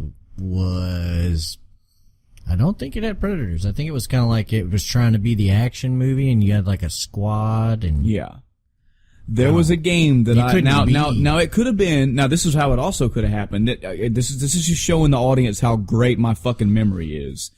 I could have bought Aliens Colony Marines and this shit was garbage, and I said, well fuck, I still want an alien fixer somehow, and I may have saw the game that had the alien and the predator and the humans. That game was also garbage. And the reason why that one pissed me off more is because I'm a fucking fan of the Predator. I love the Predator way more than I do Alien. I was like, y'all get to play as this motherfucker, and I get to swap my visions for the different colors that his visor was set up for, and get to stealth humans and aliens. That game was garbage.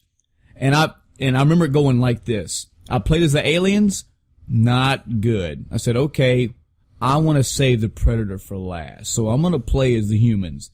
The human side was fucking garbage. And I said, okay, that's okay. At least I'll get to play as a Predator. And I played as a Predator, and I was like, fuck this game. It's like, you were not the kind of Predator you wanted. You had a van, it was old and beat up, and you drove around the neighborhood with trying to give out candy. But whichever one it was, I'm sorry my memory is failing all completely, but I just do remember at a specific time at this, cause I'm gonna get to it later in the list, but I bought this game and another game right by each other, and both were fucking awful horrible. Oh God. Yeah. You want me to go on another one? Let me see if I got one. Pull up my handy dandy list here. Live. All right. Tech Live. Let's see if you remember this one. Superman 60 fucking 4. Oh, I'll let you spew about this one. I have seen this played by everybody and their mother. There is apparently have never more played than it. one level. Someone managed to get to the ring stage. Oh. Not me. The cover art is the highlight of this game. Tell me about your experiences playing this game.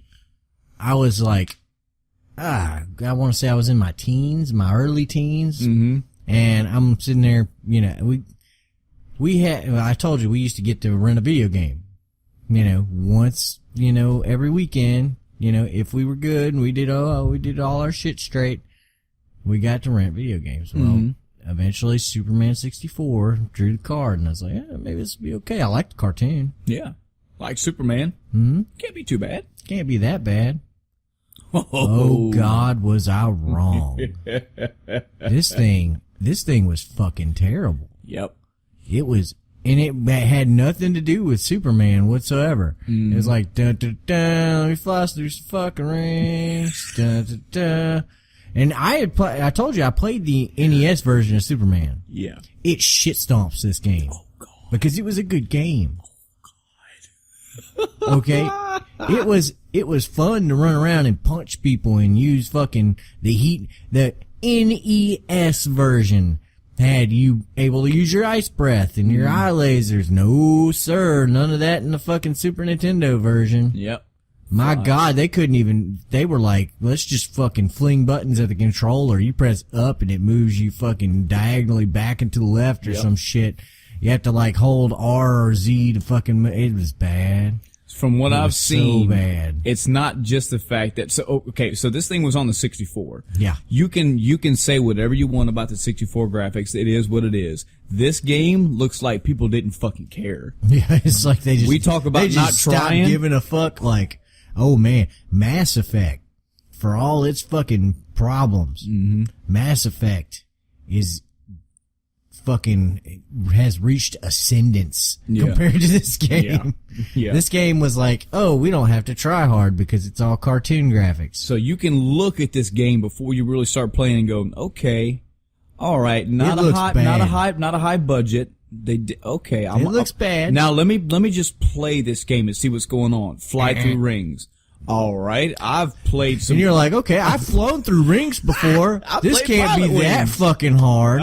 I don't, for one, no matter what game it is. Even Pilot Wings, which is a good game. I don't like flying through fucking rings. Yeah. Okay. It's just not.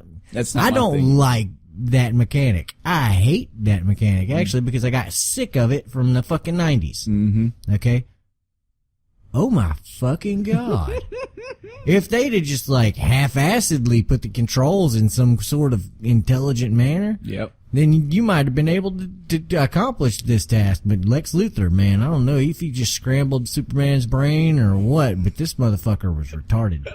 Yep. He was having some serious issues that day. I'm sure that anybody and everybody, if you haven't played this game, you can type Superman 64 and you will find a plethora of people that have played it. I would love And for you can them look to at go it and tell. back.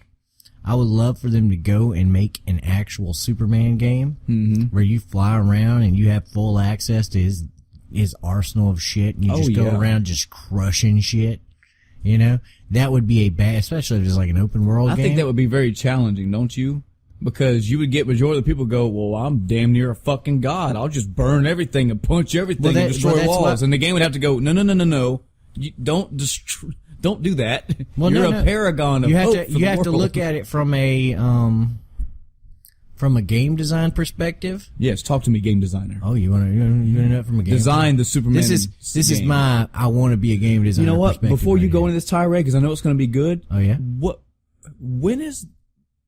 Dude, you may have just stumbled on something. When has been the last, solely just Superman game? It's been a long. Has there fucking ever time. been one besides the last game featuring Superman was Injustice? Yeah, Gods Injustice, and they got It's the like a Mortal little fighting Kombat game or versus some DC. shit. But I'm talking about a But game. you're not really Superman because the actual Superman would kill Batman in the first Yeah, punch. I'm talking about a game like Spider-Man, like a game like Wolverine, where No, the game is. That's been a Man. long time. I don't think there's been one. I Wow. think this thing may have killed his IP for video Ladies games. and gentlemen, I have a treat for you. Then, Adam is about to design a Superman game for you. Here's my pitch. Pitch it. Here's my Pitch pitch it for me, bitch. All right, so, you're fucking Superman, okay? Wait, whoa, You're fucking Superman. whoa. With the kryptonite dildo. No, this. Damn it, you couldn't do it.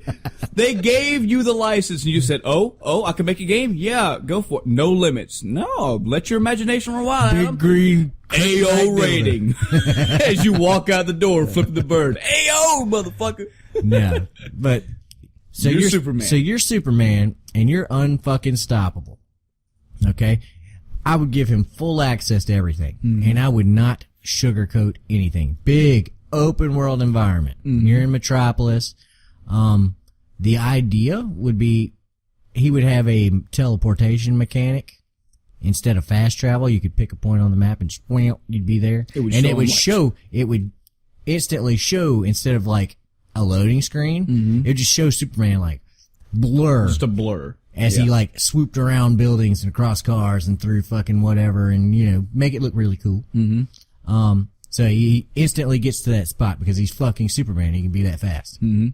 Okay, you show up and there's like some criminals or whatever and you stop them in whatever way you deem appropriate. Okay, and there's a meter.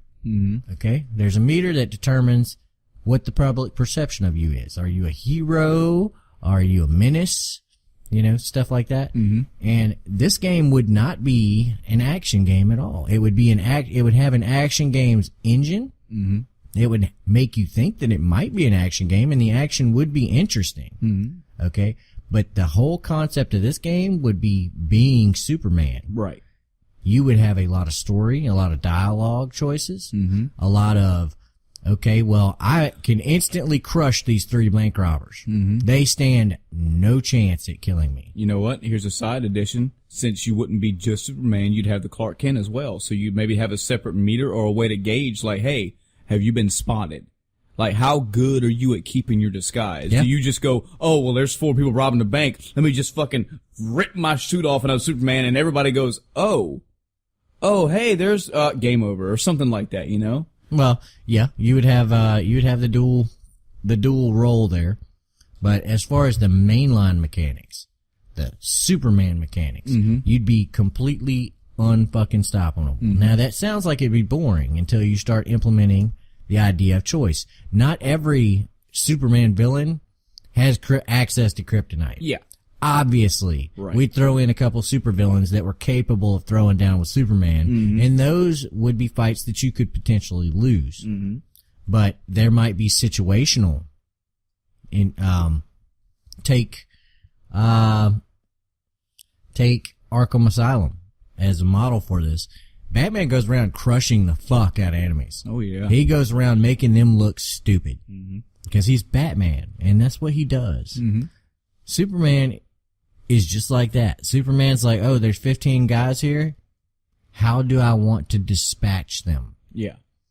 So these guys are nothing to me. Lex Luthor shows up. Okay, now I'm fighting. Yeah.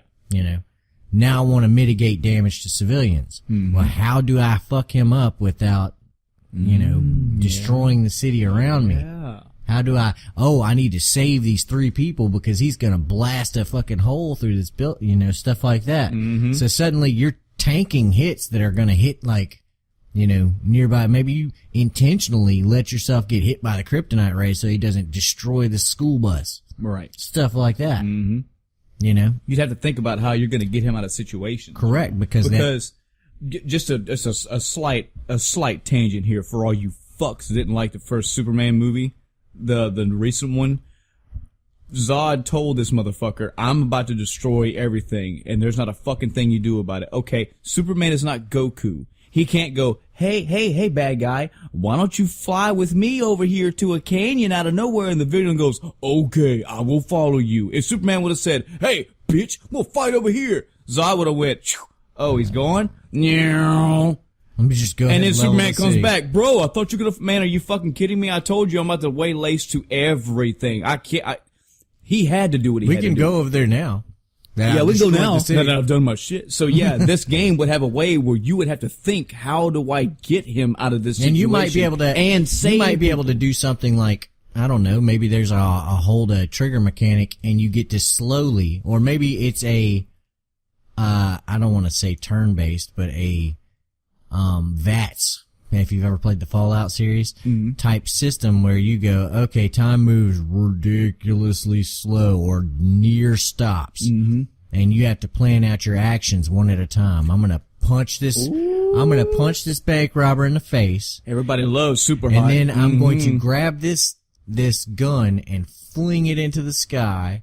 I'm going to stop this rocket and redirect it. I'm going to, etc. And you're trying to do 20,000 things all in the blink of an eye. And then you hit go. And it shows that do all the stuff. And then the next time, and then some more stuff happens and you have to do it again and again and again and again and again. And the whole time you're trying to mitigate risk to the civilians, stop the bad guys, and possibly even the supervillains. Now you're doing this while you're going through an engaging story where you're making decisions for Superman. Like, do I want to, you know, promise Lois to go to the fucking blah, blah, blah tonight?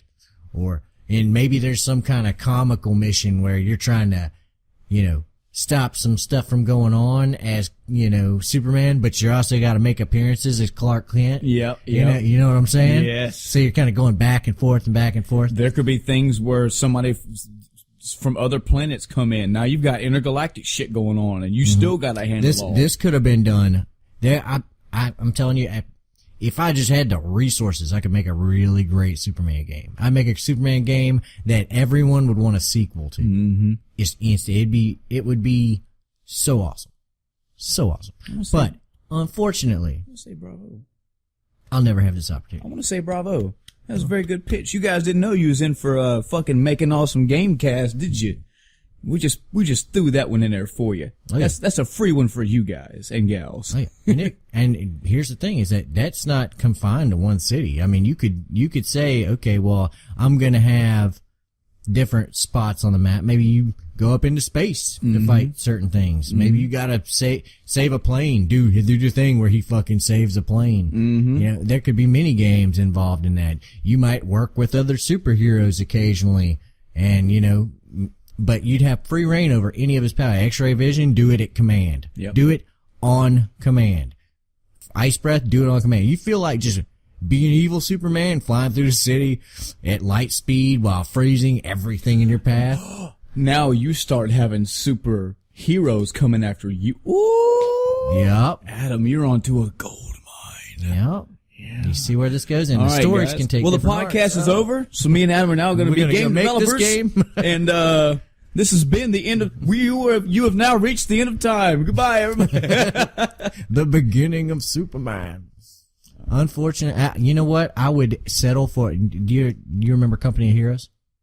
Not Company of Heroes. Company of Heroes was like a World War II fucking real-time strategy, which was a really great one. But what was it called? It was called City of Heroes. City of Heroes. Yeah, City of Heroes. It was an MMO superhero game. Yeah, and there was a City of Villains expansion pack for it. Mm-hmm. Let me just say that I could fucking do some shit with that. Mm-hmm. If you took that, just the concept, you could make a single player game where you make a superhero and you get to just adjust his powers. Mm-hmm. Be like, oh, I want to pick regeneration class, and you got like different levels of regeneration. You've got like Deadpool level regeneration, which is like maxed out regeneration, or he can get his head blown off and he just comes back, or like Wolverine level regeneration, or like very slight regeneration, stuff like that. And take that for everything from super strength to X-ray vision, psionics, shit like that. You just make your own custom hero, design how he looks and what his fucking costume and shit looks like. And then you just role play, like his origin and him becoming a super, whether or not he takes on a sidekick or whatever, and how you get your name out there and you start working with other things that are, oh man. And it's just an open world game where you just do what you want, and you decide how you, maybe you play the same game. You got a save file right after you made your character. And depending on the choices you make, you may befriend certain people, and like this guy was like, he could have gone good or bad, but you turned him good, or you turned him bad, right? And oh man, it would be so cool if you could have that and just have that multi-branching path to lead to multiple ends. Maybe your guy doesn't have a superpower. Maybe your guy's just fucking rich. Yeah. Oh, you mean Batman? Okay. You mean Iron Man? Oh, Iron Man? Yeah. Tony Stark. So, I mean, being rich is its own superpower sometimes. Yeah. As long as you're smart. Being a ninja helps too. Yeah, does help. And helps when you got having a healthy supply of orphans also helps too. Yeah. That you can train. This kind of stuff. Maybe you pimp out your lair. Maybe you have like a home base you go to, and you get to choose different upgrades for it. You do. Do you want to have like a supercomputer in it, or do you want it to be like a bachelor pad, or a giant tower, or is it some hidden away location nobody knows about? Maybe it's a spot in the Antarctic, just like Superman or something. Think about all the different possibilities you could have for a game like this. Yeah. And all it would take was just somebody giving enough fucks. Yeah. Especially with the tech we have these days. It can be done. And with BioWare style choice where it's like red or blue, you could do that. You could also do shades of gray, but I think it would be super cool. I think it would be cool. I think that idea alone, just the fact that we haven't had a genuine Superman game, I don't know for how long it needs to be done. I don't know why it hasn't been done yet. So moving on down the list, let me see, is Fester's Quest for the Nintendo Entertainment System. Oh man, how the hell did this get on? 1989 game for Nintendo. You didn't like Fester's Quest? No. What? And man, let me tell you, I beat the brakes off this game. That's good. It's good. I beat the brakes off this game. This is one of the games where remember when I was telling you? Let me hijack your thing right here. Let me hijack it.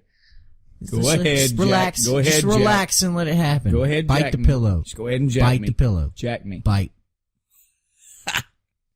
So, Fester's Quest was one of those games. I told you I had a lot of friends that were older than me. Okay, back in the Nintendo era, and I moved into this little apartment complex away from my grandmother's house, and we had some kids that lived across the hall, and this is one of the games they had. And he was getting pretty good at it. He discovered how to get the best stuff and like that. And we just went through this game, and me and him would go through hours and we dogged this game the fuck out over a summer until we beat the brakes off of it. I mean, it just completely annihilated it. And the trick is there's spots where you can stop and grind. And I know grinding kind of sucks, but if you do it and you just walk back and forth and you kill X number of enemies and you get an upgrade, and you kill X number of enemies and you get an upgrade, eventually you'll have a gun that's good enough to where you're just like, okay, time to go fuck shit up. Mm-hmm. And when you do that, you basically just walk through the game having fun. Yeah. That's how you have fun with this game. It's kind of weird because it's just but I like the fact that you walk through a town, you know? Mm-hmm. It almost has nothing to do with the Addams Family. Yeah. Other than Fester being there. Well, that's the point I was going to make before you rudely fucking interrupted me. Yeah, that's right, because that's what I do. If you have any common fucking sense on your head, do you know what game this exactly mirrors? What's that? With the exception of, did you ever go underground? Sometimes I go underground. This game, if you've played it, Sometimes mirrors. I just hang out in the sewer. Not the With that overworld. clown from It. Not the overworld part, but the going into the dungeons. This game resembles Blaster Master. Yes, it does. Yes. And was that a bad And when game? I came, yes. You Because didn't when like Blaster Master? No, chill the fuck out. Get the fuck out of here. Get the fuck out of my house. Oh, okay, goodbye. Podcast over again. People listen to this going, how many times are going to fucking end this episode? First they ended the episode. Then apparently Adam made a game and they just said, fuck the whole podcast. I'm not giving any money to their future Patreon. Now they're fighting. They're just going to leave me once they can make their video game.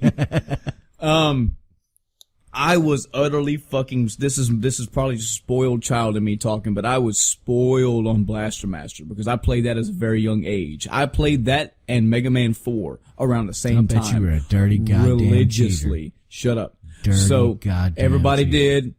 Shut up. So when I played this game, I saw the weapon effects. I saw the way it was playing out, and I was like, this is like Blaster Master. This should be fun. The hit detection in this game, the glitchiness of it sometimes, just the delay of the game, I just did not care for. That was just Nintendo. That was that era. There were glitches in Master Blaster that you used to cheat like a fucking cheating bastard. When you go somewhere and you have fine dining with, a fucking porterhouse steak with the best trimmings and cooked to perfection, and then somebody gives you a fucking well done burger patty, you understand. I was blessed with Blaster Master at a very early age, and I played this and I was like, I'm not digging it. So now, again, like you said earlier, these games on these lists are not all just, oh God, I want to stab my eyes. Some of them were just bad. This one was just bad for me. I just didn't like it. I just didn't like it. I did like it. I played both. I played Blaster Master. The thing I liked the most about Blaster Master was getting out. Getting out, and the ability to get out of your fucking vehicle and walk around on foot and be like, pew, pew, pew, pew, pew, and then get back in it and do all kinds of crazy shit. Yeah. I just loved being able to do that. I loved. There was a mech game. There was like a mech game. God, someone's gonna know what game this was. But you played as a mech. If you know this game, email us at and you just walked around. You could jump out of the mech and like shoot shit and jump back in the mech and keep walking around. Do you know what system it was for? I think it was for the Nintendo. I don't know. Was it? Well, it was not because it wasn't Transformers. I can tell you that. It was not. It was also not Back to the Future. So those two are right out. Those two, not those games. So again, no, I didn't hate it. It wasn't horrible. I would actually play it, given your read description. Mind you, I haven't played Fester's Quest since I was like 10, 11 years old. So well, that explains why you had such poor taste. Yeah, sure. Go ahead, throw that in my face, because I was a young kid and I played whatever I could. Another game, I don't know if you played this one though, was Zool for the Super Nintendo. I saw it. I've never played it. This was 1992. This is one of those games where I was a victim of. Actually, I'll tell you what. If you guys remember the very first, if any of you have listened to the very first episode, the Zeta episode, you survived. Bless your fucking heart for going through that for us. But if you remember, I had said, and I hold this to this day, in my teenage high school years, I got to the point where I was finding every person, hey, hi, how are you doing? Do you have video games? Yeah, I got a Super Nintendo. How many games do you have? Let me suck your I have like 6. Okay. What do you have? Boop, boop, boop, boop. Okay, let me borrow this one. I'd take it home, play it, beat it 3 weeks later. Okay, can I now borrow this one? Yeah, I'll bring it tomorrow. I would bleed everybody's library out. Nintendo, Super Nintendo, PlayStation, whatever. Zool was a good friend of mine, had this game, and I had went through everything. I believe he had games like Killer Instinct. He had Tournament Fighters. He had Turtles in Time. He had some pretty cool games. But then it got down to, I have like King of the Ring, and I have this not Madden football game, and I have this other game called Zool. I think Zool was the last game of his I played. Now, when I hear the word Zool, I think of that demon from Ghostbusters. Ghostbusters, yeah. So I took it home and I was just a victim of. I didn't have any fucking else thing to do. I played it because he let me borrow. I never beat it. I made it about 4 or 5 levels in. It is a platformer. It is not that good. There are better platformers. There are worse platformers. It did have some interesting level designs, kinda sort of akin to Earthworm Jim, but not as fleshed out, not as vertical. Yeah. It's just I just kind of burned the bottom of somebody's barrel, and I've scraped it and played it and gave it back and was like, whatever. So wish I could say more about it. Take this trash. Yes. I think there was one level where the level was designed after like it had a music thing. It had like trumpets and horns and drums and stuff. I hope I'm getting the right game. The rest of trombone. Sure. But it was just bad. Not horrible. There's worse. Okay. What about you? You got another one? Actually. Your list is over. Okay. So mine. Fuck you. Final Fantasy Mystic Quest. Oh, I was gonna say, you son of a bitch. That was an unjustified pause after the fantasy. Bullshit. There's a colon there. Now, see, just like you said with Fester's Quest, I'm gonna disagree with you on Mystic Quest. I actually like Mystic Quest. Wasn't great. It's baby's first RPG. Yes, it was. Which is why I could just blow through that game and have a cool, fun. You can tap A and finish that fucking game. A blind man with a turbo controller could sit on it and beat it. Technically, but my eyes are bad, and I've got a controller and a turbo button, so... A fucking cat could beat that game. Could a rabbit do it? No.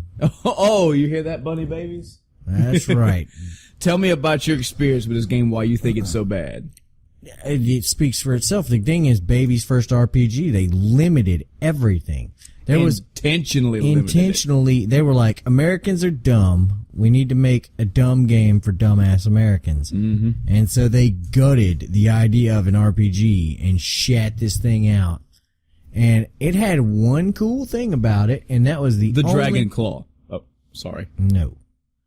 Fuck you! Was not the Dragon Claw was cool. Was not the Dragon Claw. It was the concept of when you got an enemy down to past a certain level, their sprites would degrade. Of damage. Yeah, you could see like the dragon would be like go from like raw, I'm big and sick nasty to being like, oh god, one of my wings is torn, I'm kind of fucked up, and then being like, oh shit, I'm about to die. Yep. You know, and you could just look at the dragon and tell that you had just fucked it up. There was a boss that was made out of ice, and he was like a golem, and he was like menacing and hulking. He had to kneel down because he was so tall. Yep. And when you got him like a third of the way down, he was a little bit melted. His fingers were kind of melted down. His face was droopy. You got him down to 2/3. He was damn near a pile of puddle with a hand sticking out.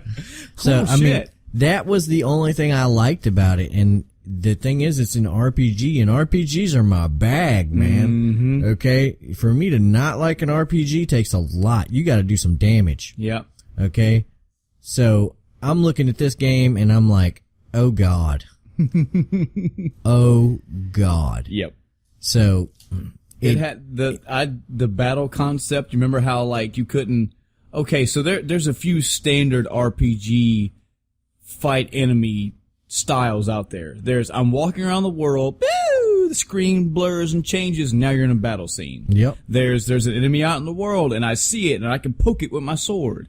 There's times where you can see the enemy, and then you still kind of pull up a new menu and go into it. This one there's a block on a road.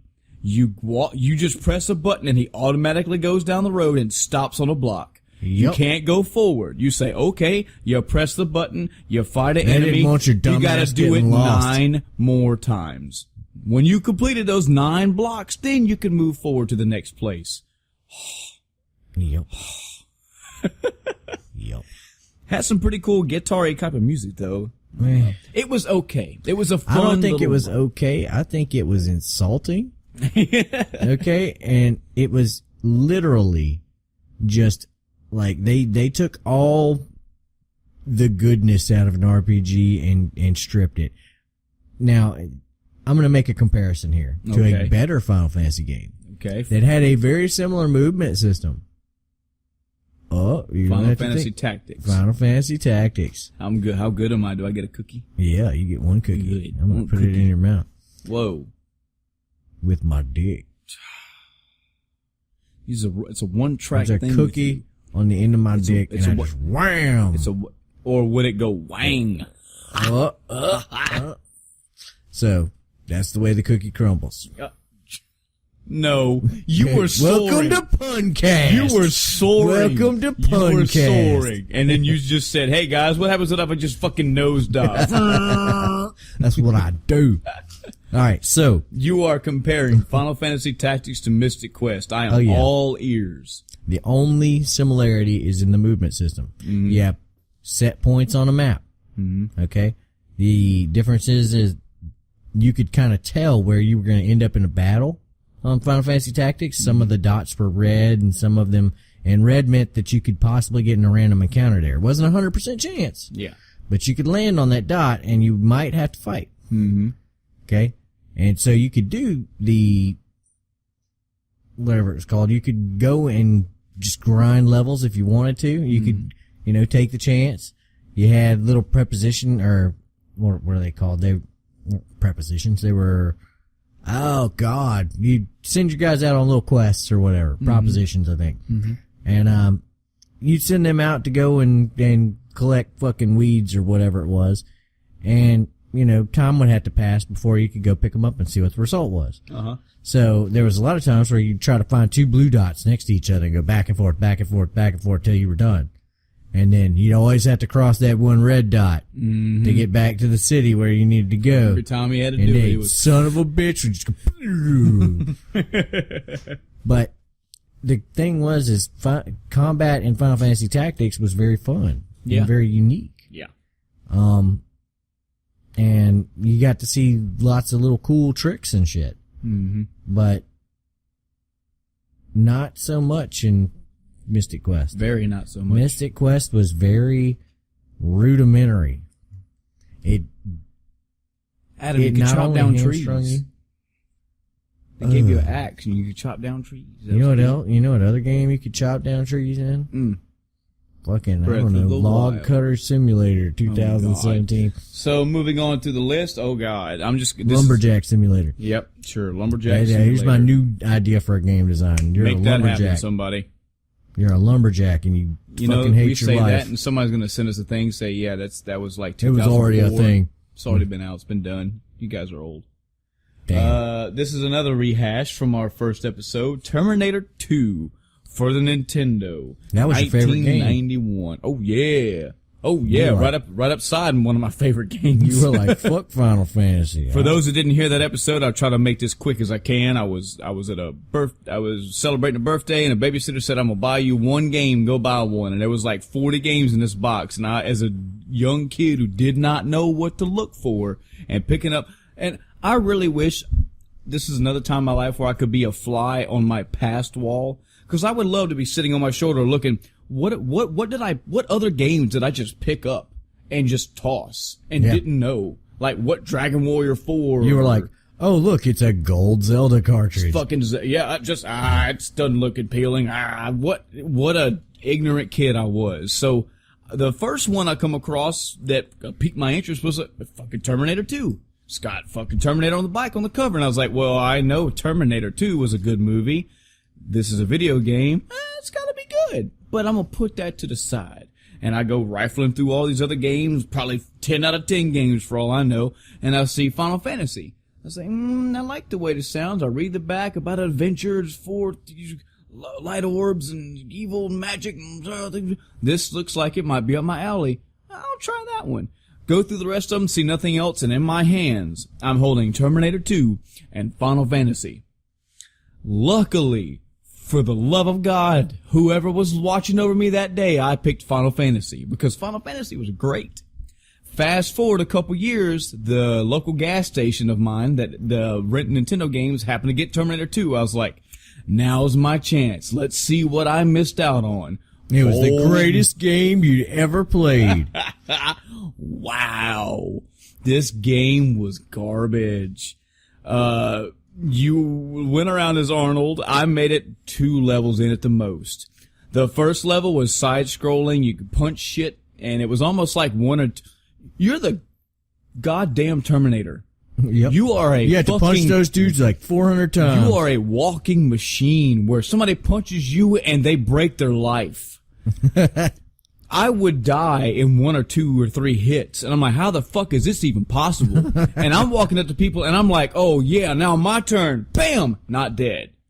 Bam! Not, or what the fuck? Am I fighting other Terminators? I don't know. I don't fucking know.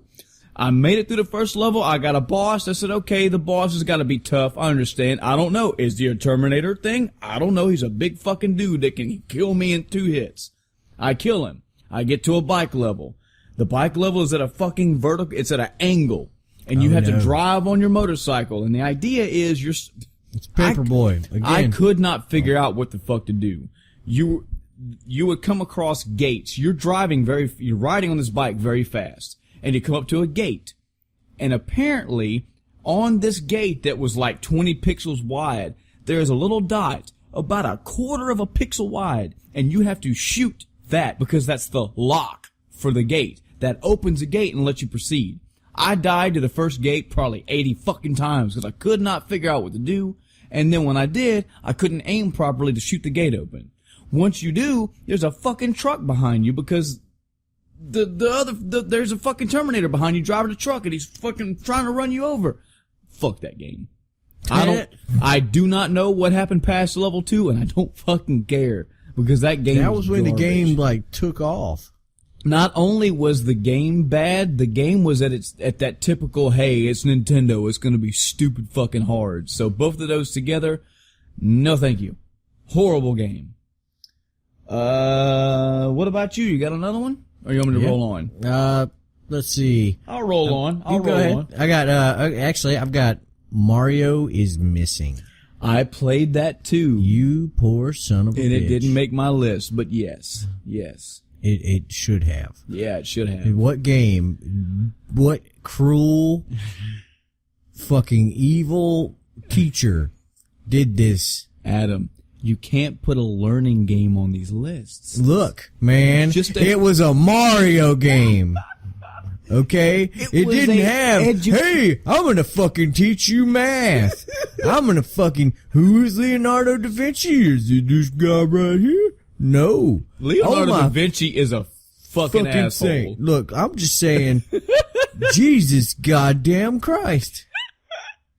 So you can't put an edutainment game on this. It was list. not edutainment. It was disguised as a good game. It was like Luigi jumping on a Goomba or some shit on the front, like, oh man, where Mario went. And you got suckered in like, and you were like, play a man. Mario game. Instead, you walk around talking to fucking Princess Peach's 400 fucking clone fucking sisters.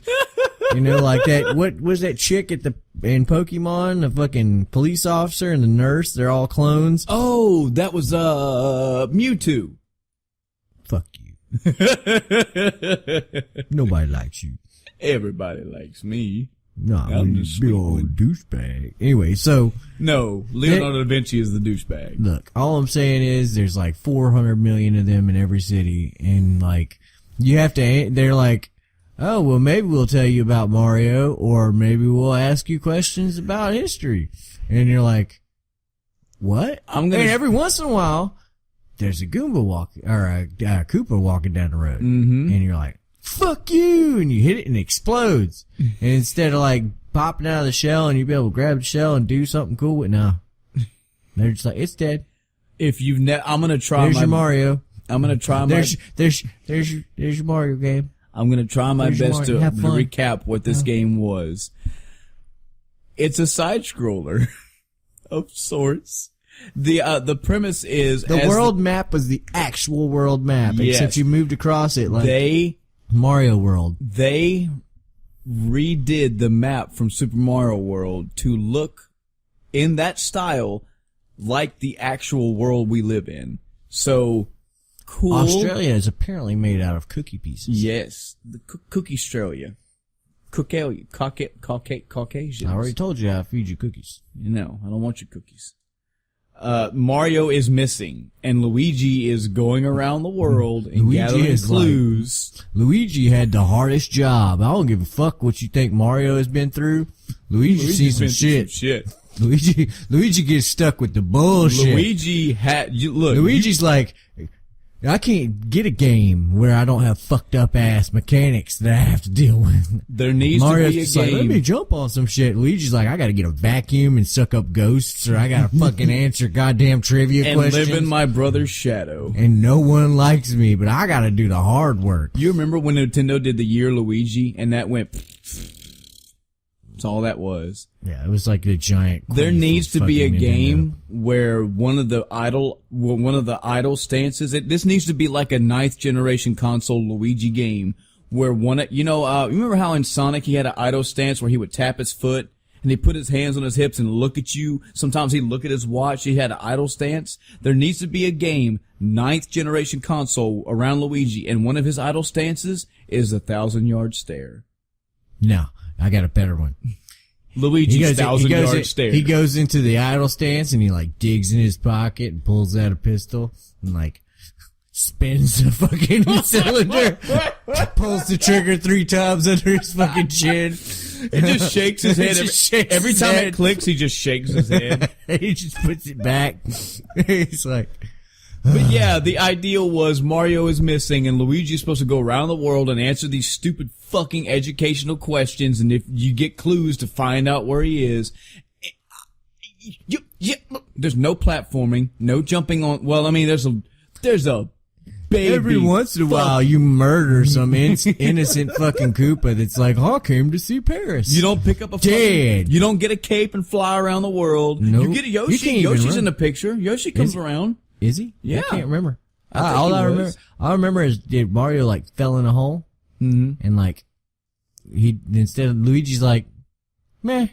He's like, I'm not gonna follow him down the hole. I'm just gonna turn the fuck around, and then the hole closes up, and he's like, meh. And then he goes to see Paris. This is called Luigi's Vacation, is what it should have been called. Yep. Luigi's Math Vacation or whatever. Yeah. He's just like, yeah, no, I'm done. Another game on my list. This is sort of obscure, but by God, this needs to stay obscure. And the title I'm about to tell you, you're gonna see the name and go, how the fuck could that be bad? That's what I thought when I spent money and bought the fucking game on Xbox Live. Oh no. Is Double Dragon 2, Wanderer of the Dragons. Yeah, I had a question about this until I noticed your release date. And then I was like, oh. PC. 2013. So sometime around 15 or 16, I'm browsing, I'm doing an Atom in the Steam list. I'm going through the Xbox Live games and going, let me just find some random shit. See if I can come across some gems. I see Double Dragon 2. Double Dragon 2 happens to be my personal favorite Double Dragon game. That was one of the first 7 games that my mom bought me for my Nintendo. So I love that game. Yeah. And I see, what is this game? Oh, it's a remake. It's a remaster of an old game. I said, okay, cool. And it's Double Dragon 2. So you're telling me my favorite fucking Nintendo game? Oh yeah, I dropped money like nothing. I made it 7 minutes into that game and said, oh my God, that game has, I keep saying the same thing because it's the same fucking trend that I can't stand. The hit detection, horrible. The fight mechanics, it's a beat 'em up. It's a side-scrolling beat 'em up, just like Double Dragon 2, but done horribly wrong. The mechanics were bad. There's nothing worse than a bad. You know what? Double Dragon gets a lot of fucking respect for what it was. Mm-hmm. But, and I will say this out loud and proud. Mm-hmm. I like Double Dragon, but it wasn't my favorite beat 'em up on the NES. Okay. At all. Mm-hmm. River City Ransom. I never played River City You Ransom. poor bastard. I know. I've heard all about it after the fact. But I bought this game solely. I will wholeheartedly admit I solely bought this game because Double Dragon 2 is my favorite, and all I saw with this was basically a revision, we need to find the word that it means when you take a classic game and you just update the graphics and make it better. When you Metal Gear Solid Twin Snakes a game. Remaster. Remaster. Sure, that's what it was supposed to do. And I said, well, fuck yeah, I'm going to play my favorite Double Dragon game again. And I wish I could tell you guys and gals more about it. I wish I could give you a real depth analysis of why it was horrible. I made it 7. It was clocked on my Xbox Live. 7 minutes. And I said, fuck no. I didn't even try to get my money back or go through. I don't even know if you could get money back on games at this time on Xbox Live. I don't even know if you can, but that is a bad purchase. If you are a Double Dragon fan, especially if you're a Double Dragon fan of the second one, stay away from that game. If you were a Double Dragon fan of that weird fighting game they came out with, you can play that. Double Dragon 5, I believe it was. Go ahead and play that. Yeah, sure. Shadow of the Shadow of the Master Shadow, sure. Shadow Blades. This game was horrible. I regret my purchase, and I will never play that game ever again. It was just garbage. It was a very horrible game. Another game that I played, this was there's another back in You played with yourself. No, I was at my grandmother's house renting games. Your poor grandma. Renting games. I can't go in there. And I saw Michael's the cover for that this age. game, and it was a Monster Party for the Nintendo in 1989. Uh-huh. Game was not good. Fuck you. And you liked Monster Party? Yes. Now this is not to be confused with Monster in My Pocket. Monster in Your Pocket is fucking trash. It was based off some shitty toy. Yes. Monster Party, however, was about a dude running around fucking shit up with a baseball bat. Mm-hmm. And killing, like, all kinds of monsters. And it was fucking awesome. No. You fought a fucking battered shrimp. That's right. That was the best enemy. Okay, now you're just that random guy. It was so random, it's good. It was a horrible game. Dude, that game was fun. It was fun. Fuck you. That game was fun. What I do remember about this game, do you remember ever being stuck in this game? Lots of times. The first time that I got stuck, rage-inducing, didn't know what to fucking do. You come into this room, and there's these 2 fucking zombies, and they're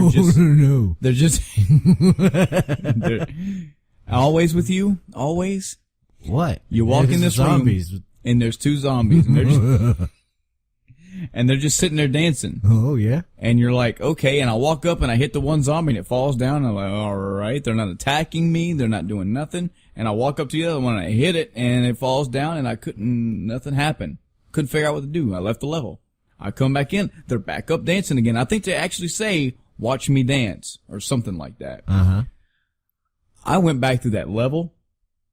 I went back and killed other enemies thinking there was an item I missed, a weapon I was supposed to get. I don't know what the fuck. Uh-huh. I kept back going. I went back. I said, okay, let me kill the right one first. Kill the right one, kill the left one. Nothing. I was hitting the walls. I was trying to crawl on the floor. I went in and out of this room for probably a good hour or something on end. The solution. You're literally supposed to watch them dance. Oh, really? You're supposed to do the thing it told you to do. You're supposed to stand still and don't do anything for, I think, a solid minute. And they go, oh, you're done. Fuck that game. Fuck that game for being honest. Fuck and that being game. the most straightforward, told you exactly what to fucking do Nintendo game of all time. Fuck that game for being the hardest game ever made. I don't know what to do. Moving down the list, another game. Oh, God. Oh, God. This was a victim of, this came with the original Atari 2600 games. Oh, no. Yes. Pac-Man, the 1980 version. I remember this. Was in that. Now, the thing that made this worse is even at that young age, I think I had this Atari when I was like 3 or 4 years old.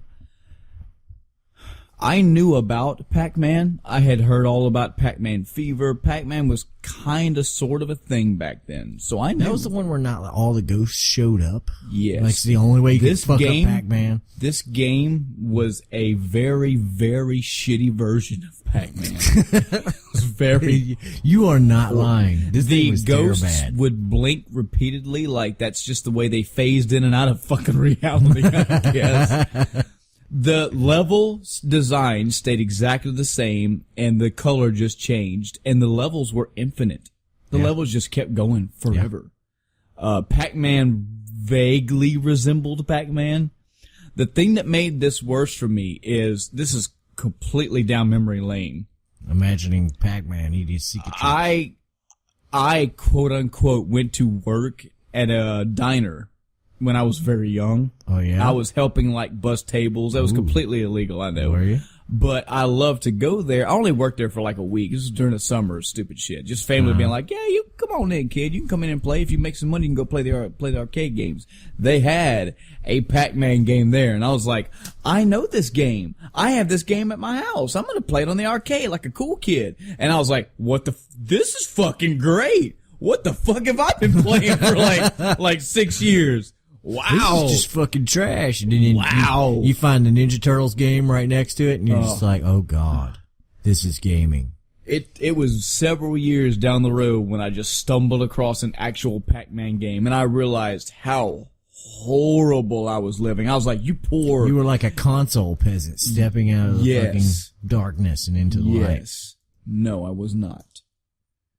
Another game before I move on to you again was Wolverine, Nintendo, 1991. The dead giveaway for this, of anybody who knows shit games from Nintendo, it was made by LJN. That means that it was a great game. It means it was a horrible game. Aside from the horrible atrocities of this game, the fact that you didn't have your claws out, I think you having your claws out took power. Like, if you walked around, you basically walked around and punched everything. Yeah. But if you wanted to go berserk mode, you had a fucking berserk meter, and you could pop your claws out. And if you used them, it took some of that energy away. Yeah. Fuck you, I'm Wolverine. Let me walk around with claws all the time. That's just something that I've had an issue with ever since the Nintendo days. Yeah. Like Superman having finite, a finite amount of times he can use his X-ray vision or some shit like that. That just pisses me the fuck off. Yes. I can't stand it anymore. Don't give me no power meter that drains. If it's an innate ability, infinite usage. Yep. Natural use. I can go out in the sun and recharge that shit. I can just be out there and just use it as long as I want to. That's the way the game works. So, I mean, that's the way the story works.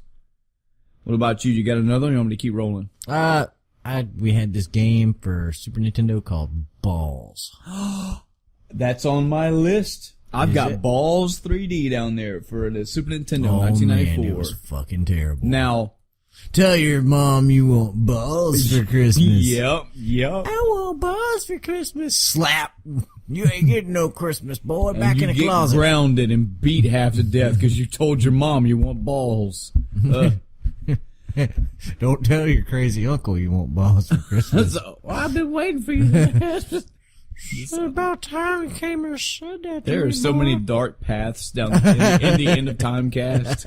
You know, at the End of Time in Chrono Trigger where it has all the pillars lit up? Yep. There's one for us in the corner that's just black. And we just got like in that bitch. Purple lightning around it. Yeah, I didn't buy this game, thank God. I think I rented borrowed this. it or rented it. I rented this. And I wanted to play this game so bad because it was the 3D. You know, it had new effects. They had pictures, like different looking little ball people. Yeah, they took the actual spheres and made different characters out of them. And they were all kind of unique. And I was like, oh, this is 3D, guys. It's gonna be cool. Oh yeah. It was garbage. It was just a big steaming pile of shit. This is what a fighting game should not have been. Let's see. Now I put both of these games on there. This again was a victim of what I had. I can't wait to just kick your shit in because I think you said you didn't like the fact this was on the list. The Simpsons, Bart versus the Space Mutants, and Bart versus the World, both for the Nintendo, both released in 91. Both good games. Bullshit games. Unique mechanics. Fucking cool fucking shit. Shitty implementation. Totally fucking awesome. Jumping in implementation. that game was atrocious. Okay. It was supposed to be. Was not supposed. You Because you were like, ah, caramba, dude, and you could spray paint people. Is that what you do? You Yeah. like Roma, dude? Yeah. I played this on a black and white TV. I I played it on a black and white TV, and it was a think I color-based fucking I game. think I did too. Yeah, because there was a time in my life where I only had a black and white TV. It was like a good 5-year stint, so maybe. Yeah, I played this on a black and white TV, and you were supposed to find the purple shit. So there was absolutely no way to know anything. They would have. I equate this to Donkey Kong Country, where there would be shit off in the distance, and you had to jump. You had to perform like a super jump to get over there. Guess what, Adam? There's no platform to land on. You just die. Fuck you. Troll in the game. You don't remember like Bart's Nightmare and all those other I fucking never Simpson played games? those. I never played those. Those were all really cool, man. You missed out on some unique. I hear the stuff. ones for the Super Nintendo and above were good. These two, Man, those garbage. I loved them. I loved them. the mechanics of them I could not stand. The jump pissed me the fuck off. They would say, if I'm playing a To Mario. me, this game was like Zelda, in a way, because you would find little stuff that you could like change and go back and do, and you could walk forward and backward in the levels and find like, oh well, I can hit this rocket and make this paint thing fall on this thing to change the color of the statue or whatever, you know, stuff like that, and you were just like, wow. It had good ideas, but the game was a platformer at heart. That's what it was supposed to be. The platforming sucked, Adam. It was bad. If I have a little bitty platform that's like 2 pixels... I guess the thing is that I hate platformers, and this had something else. This had something else besides the standard run, shoot, run, whip, run, fucking jump, narrowly avoid death by chasm. It had a little bit more to offer. Just a little bit more. Yes. Something to, like, you could hit the select button, I think it was, and like activate the shades. There was a shade, yeah. You had like and it was like, what was that movie? They Live? With Roddy Piper, where you could see like the aliens by putting the shades on. Yeah. Yeah, so it had that kind of a vibe going to it.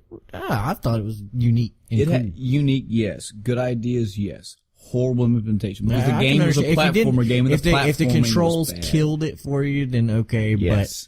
But the fact is that it did have. If you could get over the platforming, which I hate all platforming by default. So for me to fucking play the game at all was just because it was the Nintendo era, and I couldn't. I was trapped in a hole.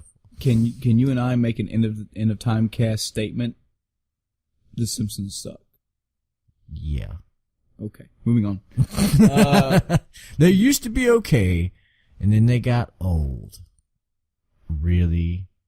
I only really watched The old. Simpsons because it was on my TV. I watched The Simpsons because it was okay. Yeah, it for was a couple of years. Okay. It was okay. Okay. And then it got bad.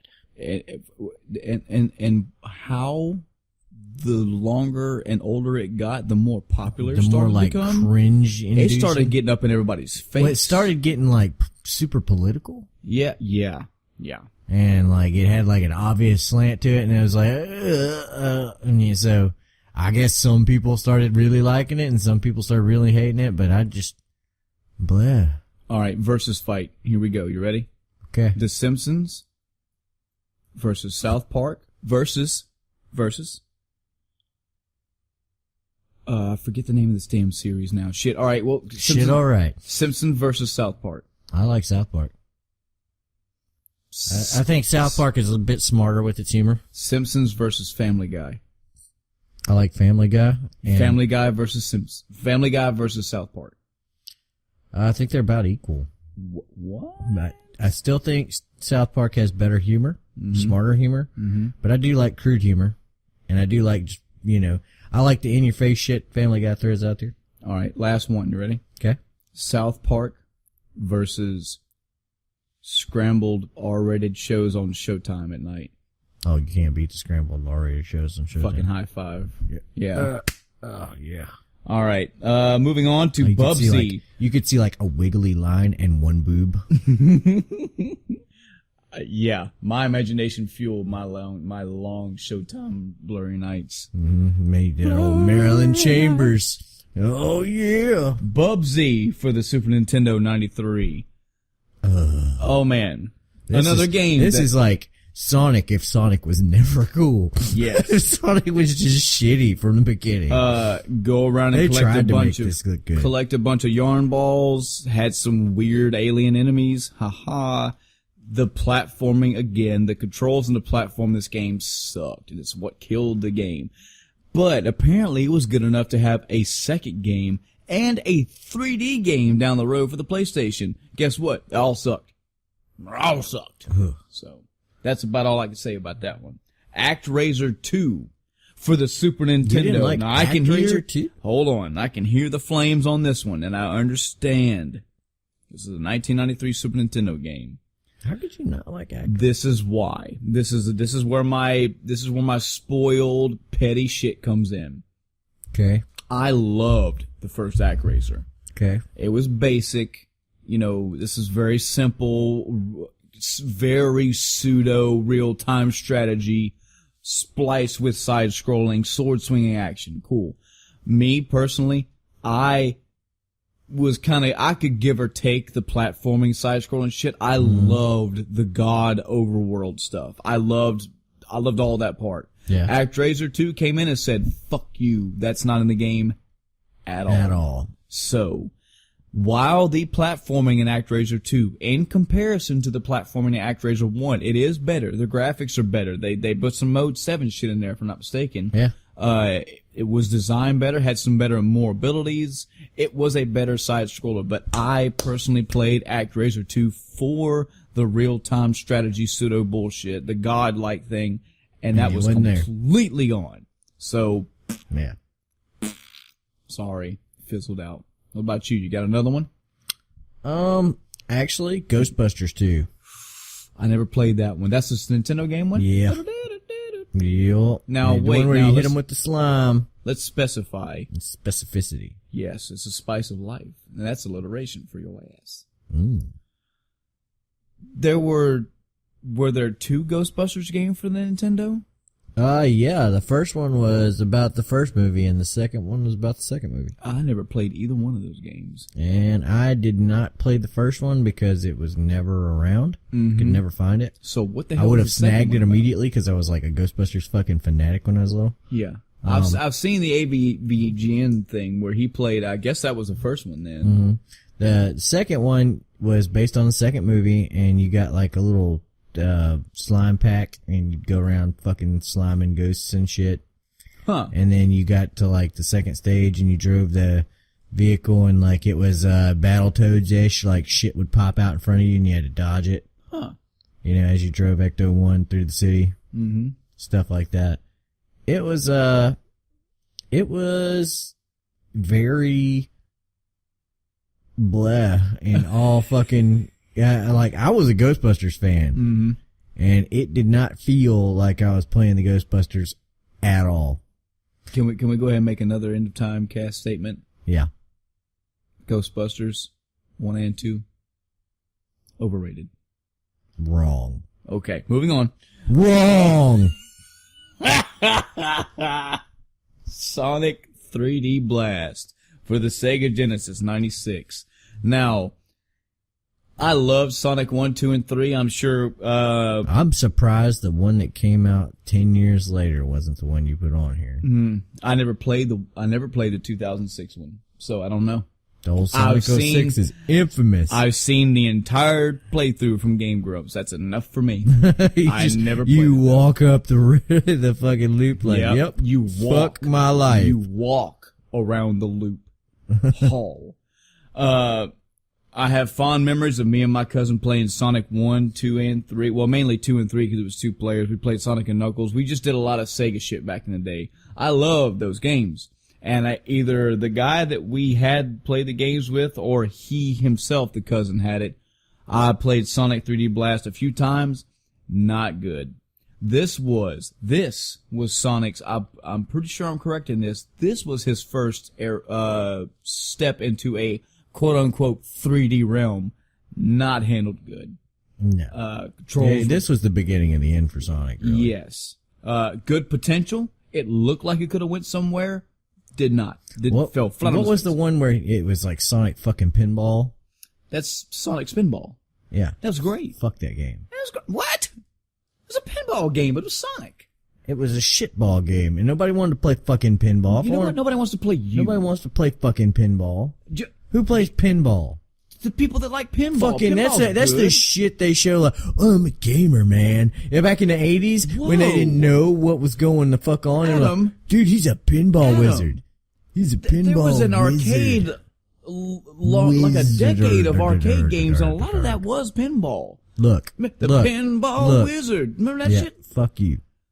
Okay, just Pinball because sucks. is that the Indicast That's statement? the Indicast statement. Wrong. Pinball Wrong. fucking sucks. I will totally. That's a fucking title of the episode. Adam, I will wholeheartedly agree with you that the pinball concept is old. That's not my wheelhouse at all. However, if you were into arcade games and you like pinball, those games can be fun. I hate pinball, not on a meta level.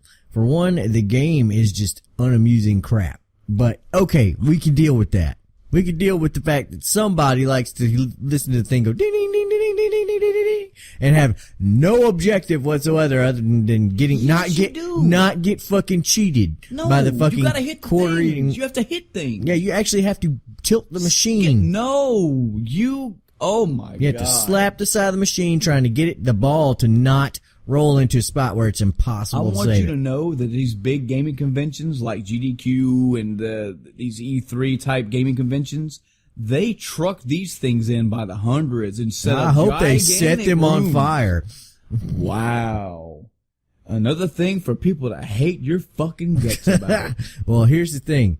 Yeah, you remember that show, Are You Afraid of the Dark? Yes. Okay. You remember the video game episode? No. You don't Didn't remember see the that you don't one. remember the video game episode? Maybe I didn't see that one. I saw like 5 Kid was episodes of like that. kid found like he was working for some store owner and he was like really into video games and then he found this old pinball machine in the back of the dude's store and the dude's like, don't fuck with that pinball game. And so he fucks with it because he's a dumbass and this is fucking Are You Afraid of the Dark? And he's like, oh man, I'm on level 1. I gotta fight the fucking knight. And so the knight's like real. He's like trapped in the mall and he has to actually fight the knight. In a pinball. It's a pinball game. Yeah, this is why I hate pinball. Because there were never objectives to pinball. It was never, oh, I'm beating the knight. No, it was, This is I'm where being a you're wrong. retard slapping a ball with a fucking paddle. You're so wrong. That's what I'm doing. I'm not wrong. Number one, It's, the movie. it's all the games condensed down into one are fucking slap ball with paddle. Number Don't let one. ball go down center. Number one, that's not a Alone in the Dark episode. That is a.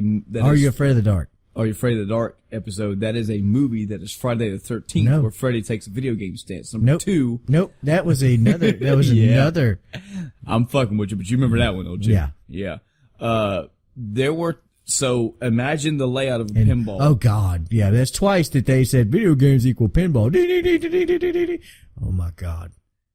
There would be little blocks or something, and it would say, "Hey, you can get 100 points by hitting the big boing boing thing, but if you hit that paddle, that's an objective. You need to hit that. You need to try to hit that, and that'll get you to the next level, where you have to hit 2 of them, or you got to hit another thing." There were objectives in pinball. Bleh. You're just a hateful old man. Bleh. I don't like pinball. I don't like pinball. Fuck pinball. Okay, I don't love pinball to some You crazy could just go degree, ahead and put pinball on my list. Okay. And every fucking All pinball right, machine so here ever we go. made. Adam's next on Adam's list. Pinball. Go. Pinball in general. Fuck that game. Worst games of all time. They Mega were made Man X- solely to eat your quarters. Mega Man X7.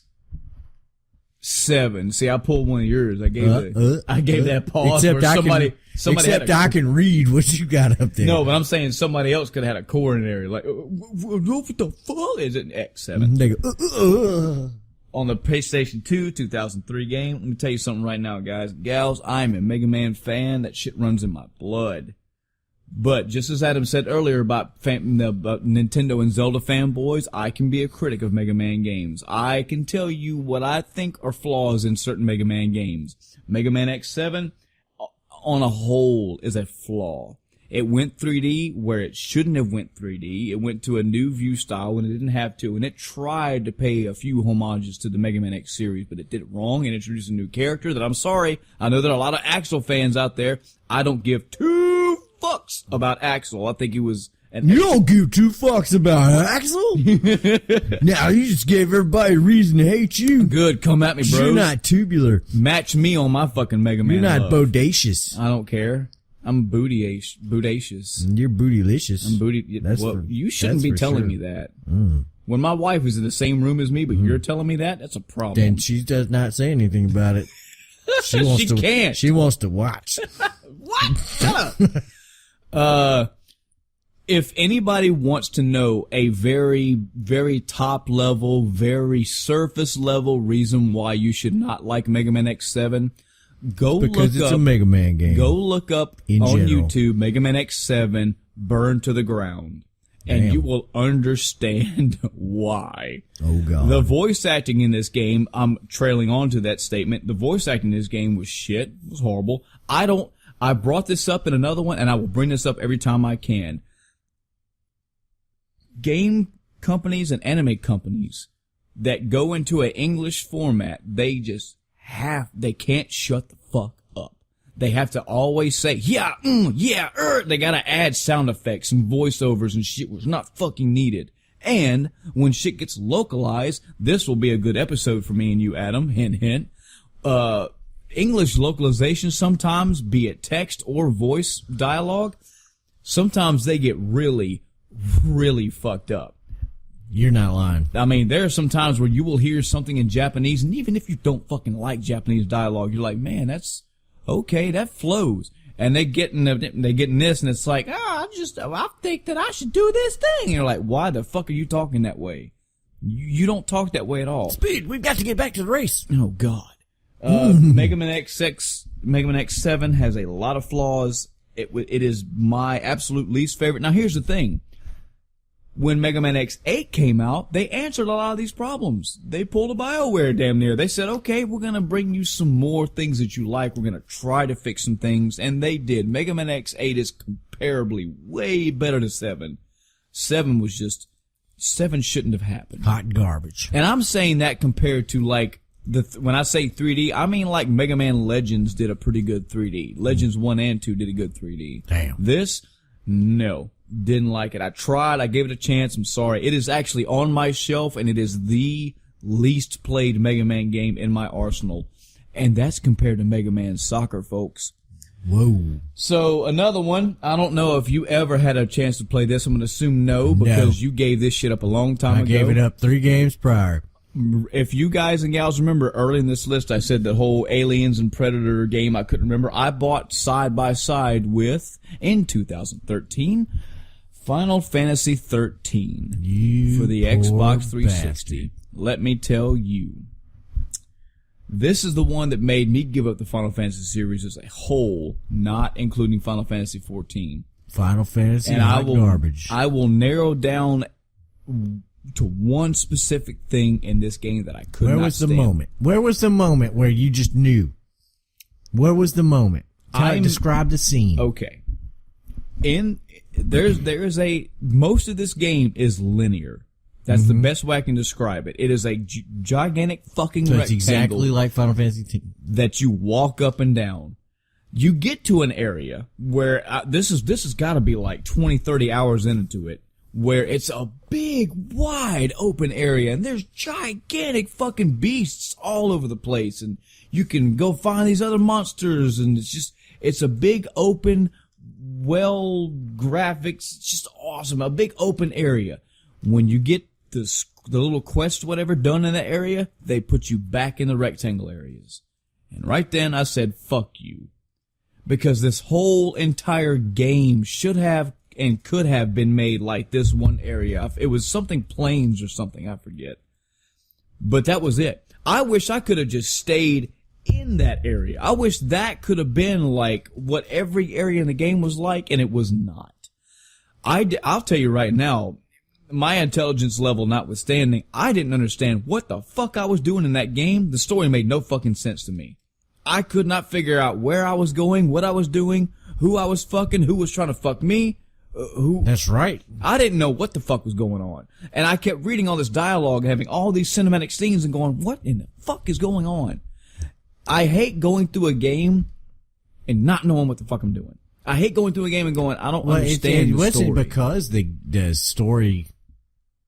The story itself might like have been Xenogears great. gets very confusing sometimes. Yeah. Okay? But Xenogears gives you all the information. Mm-hmm. You just might not absorb all of it. I was too busy playing a shit game to absorb anything.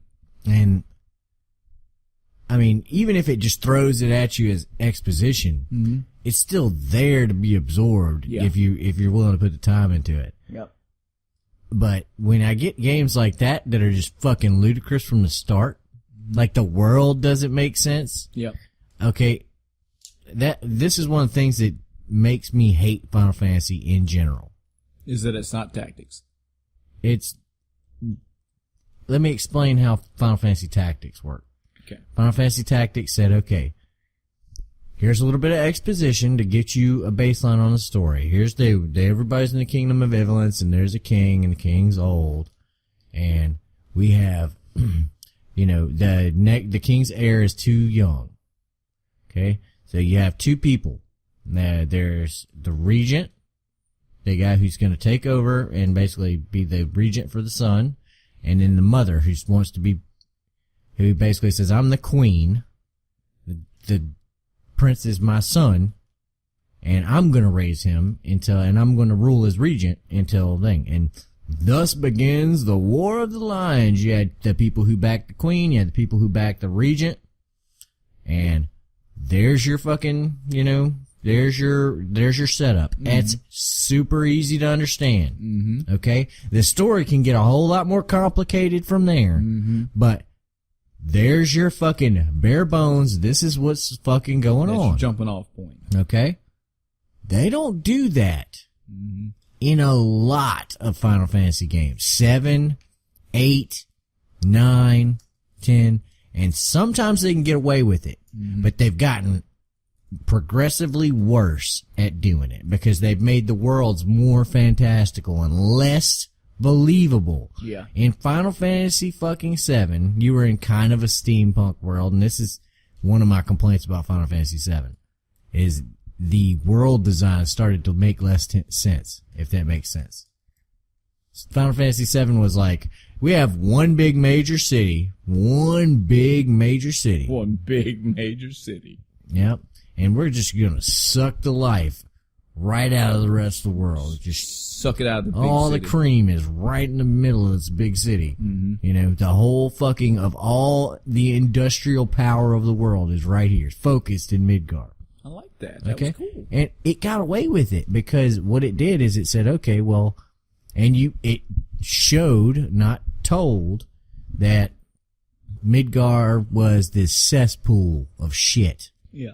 And Shinra was the reason that Midgard was this big cesspool of shit, because that's where Shinra was, and Shinra basically was this pseudo-military corporation and ran the town and et cetera like that. And the rest of the world wasn't like that, The rest of the world was this calm place.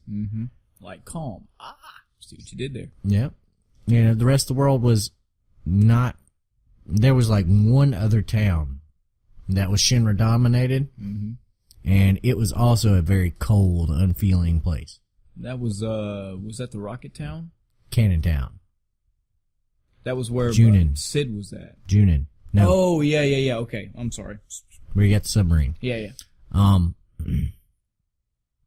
But every other place was touched by Shinra, but wasn't dominated by Shinra. Does that make sense? When you got to, and you kind of, they slowly built up this idea of, okay, well, Cloud doesn't actually give a fuck. He's kind of learning about what these people's cause is and why they're fighting, and then they give you reasons to hate Shinra and etc. And the story builds from there. You're following his adventure. Mm-hmm. Okay, he may have had an adventure before you started playing with him, but from his perspective and from your perspective at that time, this was the beginning of his shit. Right. Not so with Squall. Squall had been at this fucking training academy for God knows how long. CD. Yeah. So, it's, oh God, we're just not even gonna get into that. I guess we need to have a Final Fantasy somewhat cast one day. We will, but I mean, they didn't do that for Final Fantasy VIII. They're like, okay, well, he's got all this military training, but you don't need to know or care about any of that. Mm-hmm. Because this guy's got all his shit in a row, and you're going to go and follow him through this stuff, and we're just going to go way off in the left field. Mm-hmm. They throw way too much at you, and they tell you, they don't show you, if that makes sense. They tell you why you're a seed and why seeds exist. Mm-hmm. Okay? Yeah. Then they just send you off to fight some war that you have no stake in. Yeah. Okay? And you're just supposed to care. And it just goes from there. Mm-hmm. Okay? Whereas with Cloud, he's like, I don't really give a fuck about this reactor. Pay me. Mm-hmm. And then you go and you get back and you're like, pay me. Mm-hmm. And you get paid and they're like, we need you to do it again. And, Barrett's all pissed off because you're just this big fucking asshole. And then you finally agree as a personal favor to a childhood friend, you will go and do this shit again. And then shit goes sideways, and you start to get more and more reasons to agree with their cause, or at least sympathize with it. Mm-hmm. That doesn't happen in Final Fantasy VIII. It doesn't happen in Final Fantasy IX. I can't really remember the reason why any of this shit happened in Final Fantasy IX. Yep. All I remember is you were doing some weird shit, and then you somehow ended up with the princess, and they were trying to kill the princess for some reason. Or capture her, or recapture her. She's running away. I don't remember. I don't remember, and I don't care. I can tell you right now, I can't remember a fucking thing about Final Fantasy 13. And I made it many, many hours somehow through that game. Yep.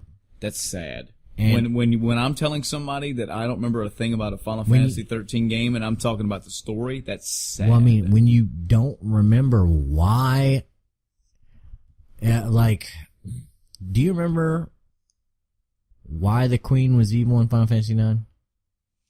I think she was just crazy. Yeah. Okay. Do you remember why, it was important for them to make mages that died after X amount of time?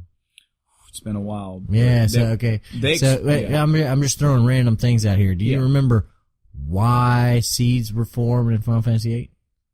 Why the garden was formed and makes seeds to go fight wars? It was something to do with magic. Something to do. Okay, do you remember why Avalanche was fighting Shinra? Oh, because Shinra was fucking oppressing, and they were like, "Yeah, we're not fucking having that. We're resistance." Well, why do you know that, but not know any of these other things? Because one was a good fucking game.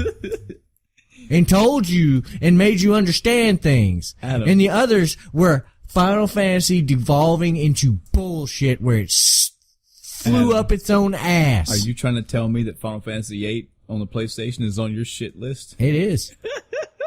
It is on my shit list. Good segue. Because damn, that was organic. Fuck that game. Okay? Everybody likes it. Fuck you. Let me Fuck tell you, everyone that likes that game. Because it is a terrible fucking game. I'm gonna have a cast one. We're gonna have a cast one day. We're gonna talk about Final Fantasies in general. It's gonna be probably a long one because God, 6 and 7 are gonna take a chunk of time. But I can tell you right now what I played, just so the record. So I will tell you what I know. If you want to do it, you can do the same. That's fine. I played Final Fantasy 1. Beat it. I beat it several times. Played it all the time. Now I'm talking all the way through the line, people. So I'm talking about the Japanese releases too. I have never played 2 and 3 ever. I want to play 3 because apparently 3 got re-released for like the DS. They got like a 3D remake. I've played 1. I've played 2. Hold on, let me go through mine. I'm going to. Oh, well, we're going together. at the same time. 1. Okay, I have not played 2 or 3. Okay, I didn't play 3. Okay, you played 2. I played 2. Wait a minute, 2 was released on a compilation. That was one. there's a compilation came out later. Okay. That's where I played it. I probably still didn't play it. I I can't remember when I played it. It came out for PlayStation. I want to say it came out on PlayStation or like one of the handheld. If I remember consoles. right, it was super hard. That's what I remember hearing about. It was. Oh my god! Oh, that face! If only we had a video game. Oh my god! Was it really that bad? Yeah. Okay. Well, I'm not save it. even gonna try to fucking explain it. Just Google it. well, Google You need how terrible the leveling system was. for research this. it because when we had the Final Fantasy cast, you're gonna have to talk it up. Oh, so anyway, God. so I've never played 2. You played 2. I haven't played 3. I want to. I specifically want to play that remake because I Yeah. hear it's really good. 4. I played I it, beat played the it shit several out of the times. game. Yep. Good game. 5. Never I played played it 1 or 2 times because it came with the anthology disc. I got so far as to like fuck around with it for an hour, but I don't consider that having Actually, played let me retract that statement. I have 6 because I believe it came with the anthology. I've played 6. Whatever PlayStation game came with 6 and 5. Yeah. I played 5 and I played it 1 time. I remember the main character was Bartz or Butts, I believe. I don't know. Yeah. Again, I don't remember shit about it. I'm sorry. I wish I could. I really wish. 6, it's been there, done that. Played it several times. Beat it several times. Yep. 7, played it several Yep. times. Beat it several times. 8, I have beat that game twice in my life. Once. Yeah. Once, and it pissed me off so bad that I never want to play it ever again. 9, I've beaten it twice as well. 98. I'll give it an E for effort. 98% I complete. give it an E for effort. And now 100% of that game. Oh my I beat God. Ozma. That big fucking Yeah, that's a big boss fuck you for no boss, yeah. reason. I went through the whole chocobo digging around fucking crap. 10, I've owned. I've played twice. I've That's played where I and beat gave up. twice. That was where the ghost left me. I've had 11. There is no beating 11. Well, actually, I think the expansion stopped a few years ago. So yeah, there's a beating it now, I guess. But I've played that for roughly 7-8 months. 12, played it several times. I beat it 2 or 3 times. I fucking love that game. That's second tier to Final Fantasy 6 for me. I did not play 10-2 also. Oh, wait. Oh, yes, I did. Because somebody in my life You just go got ahead and me- revoke your fucking man card Yes, right now. because somebody got me X2 because she didn't know any better. I know someone else that played X2. That makes you the second person I know that played X2. Well, yeah. I'll give you a guess as who it was. I played it. I can probably guess. I played it and beat it because it was given He as a thought it gift was, to me. That was okay. And she That's a didn't, pretty good game. She didn't know better. Pretty good game. Sure. Pretty good game. Uh, That's what he said. and then pretty good. 13. Now, not only did I stop with 13, except for 14, I did not play 13-2, 13-3, Lightning Returns, Lightning's Electric Lightning Boogaloo. Revengeance. I didn't play any of them. Sorry. I also have not played 15. Now, I've watched a few gameplay footage, but Adam, I gotta say, I kind of wanted to give them a try. I don't know. I don't know if I'll ever play Final Fantasy 15. I'll tell you what I would do. I will mark this in history. If you could ever play Final Fantasy 15, if you ever even gave it a shot, I would play it. But it would take you to play it before You know me. what? If we were ever going to play that game, I would want to do that in the hypothetical fucking Let's Play. Yeah. And we'll just go into it. We'll hold hands and dive off into that abyss together. So yeah, that's my Final Fantasy lineage. There's only a couple of them I haven't played, and some of them I will not play. Sorry, but yeah, I didn't like 13 at all. I wasted money on it, in my opinion. It was one of the first times that I spent that much money, like upwards of $65-$70 or whatever I paid for it, and was like, I really regret this purchase. And I was so pissed off at the series after that, and everything else that came with that horrible game. Last game on my list. Castlevania 64. Oh, for the no. Nintendo Switch. Oh, no. Yes, yes. Oh, no. Yes. Rented this game. I rented this game twice because I was I think I was aggravated that I wanted to make it further in the level. I wanted to make it further in the game. Mm-hmm. And it wasn't just I wasn't thinking along the lines of, well, if I get further in the game, maybe the game will get better. It was, no. there's some challenging shit here, and I know I can beat this baby fucking bullshit game. I never beat it, and I didn't care to beat it because the game was bad. Castlevania's first foray into the 3D world, shitty.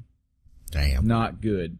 Cool ideas, not good. Even another game that had a fucking sequel to it, and it was like, how the, or it was an expansion. I think it was an expansion. Had like 2 more characters in it. I don't fucking, Legacy of Darkness or whatever. I don't know. Didn't like it. Waste of time, waste of money. Fuck. I played this game a little bit. Just enough to get past like a couple of the little gates and shit like that. Yeah. To the point where I was like, this doesn't feel anything like Castlevania. It didn't feel natural either for what it was trying to be. I mean, this is just wanting, this happened a lot. This happened a whole lot back in that time when 3D was becoming a big thing and 2D was now a bad thing, I guess. For some reason. Somebody thought that 2D was a bad thing now, and that everything cool was going to be in 3D. Probably Hideo Kojima. Yeah, it was probably Kojima. And he's probably came in there like, hey, Castlevania guys, let me just fuck your shit up. He's like, Belmont did you know Dracula that, do an Alaskan ear pull? He's like, did you know that Dracula was actually a Tyrannosaurus? It's like, da-da! I'm pretty sure that's what happens at the end of the game. That's what we need to have. We need to have a crossover game between Castlevania and Metal Gear Solid. It'll be Vamp versus Belmont. Yep. Vamp, and he just sucks on Belmont the whole time. He just licks him. He does that weird I hope that sound effect came across on the mic really well. Oh, God. But, yeah, no. Not good. Never. Any other games for you, sir? Tapped out? Yeah, I think that's about it. Yeah, I think we gave a pretty good list anyway. That's again, not all those games were horrible, like burn the cities down, bury them underneath concrete bad. Some of them were just bad, or it could have been just, they just rubbed us the wrong way. But a good, decent list of bad games that we personally played and have personal experience with. It would be kind of a fun thing to do, like on an offshoot, just to go back through some of these old games and just remember. Because I did that on the movie side. I had some friends over one time and we watched Mario Brothers and Street Fighter back to back, just to remember how shitty it was. And oh yeah. No, you don't. I played Street Fighter the movie, the game. Okay, now that one didn't make the list because it was totally fucking awesome. I thought about putting it on there, but I was like, this is too obvious. It's like too. I was like, you know what? I appreciate that they did this. Yeah, they had the balls to do that. I was like, you knew. You already knew. But you did it anyway. So good on you. That's going to do it for us tonight on this end of podcast episode time of Cast Time Code. So here we go. Quick, name a game of Frog. Name a game with a frog. You want to bounce it back and forth? Yeah, let's do it. All right, let's go baby basic. Frogger. Go. Mario 3. Okay, you had a suit. Okay, that counts. Star Fox. You fuck. Slippy Toad. There you go. Still easy. Pass. Donkey Kong Country, the first one, I believe, you could ride on a frog. God fucking damn it. Okay. Now it's back to me. Little Nemo, Dream Master. You had a fucked. You did have get fucked. You did have a frog. You got a frog. No, you could ride on the back of a frog. You could ride on the feed back it of bubble a frog. gum. And then you jump on the back. Okay, you ready for this? Ready to bust your mouth wide open? Mega Man 4, Toad Man, go.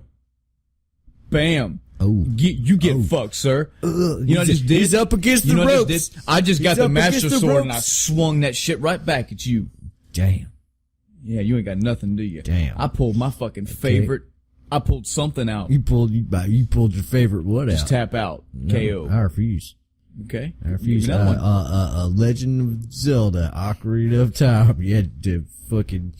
Yeah, You play the song for the You frogs, did. the guitar Okay, piece. okay. Is it my turn again? Yeah, it's your You ready for turn this shit? again. You ready? Yeah. No, he's not wrong. There was a part where he had some frogs on a little thing. You could play the music and you got a heart piece or some shit. Okay, you ready for mine? Yeah. Super Mario RPG. Toadofsky. Go. God, I'm so good. Super Mario what? Super Mario RPG. That was in a Super Mario RPG? Yeah, Toadofsky. Yeah. It was Man, that it's like Toadofsky. sexual prowess I don't just remember drips that. down my body. I don't remember So this good. Toadofsky. Well, I don't care if you remember. It happened. Go. Go. Where was you he ready at? to tap out yet? Where was he at? You ready to tap out yet? Yeah, I don't believe this He character was in existed. He was in fucking the fucking pond. Go. You got one? Tap out. Just let say me see. it. Say it. Let me see. Say you quit. Star Fox 64. Well, Oh! you can't fucking it's do that. technically a different game. You can't fucking say. No, that's your logic. You can't say this. Okay, is it my? God damn it! You can't pull the same series. That is cheating. Oh, I'm a cheater. If you ain't cheating, you ain't trying. That's right. No. Counter. I need some help from the audience. There was a game. There was a golf game. The Game Grumps played it.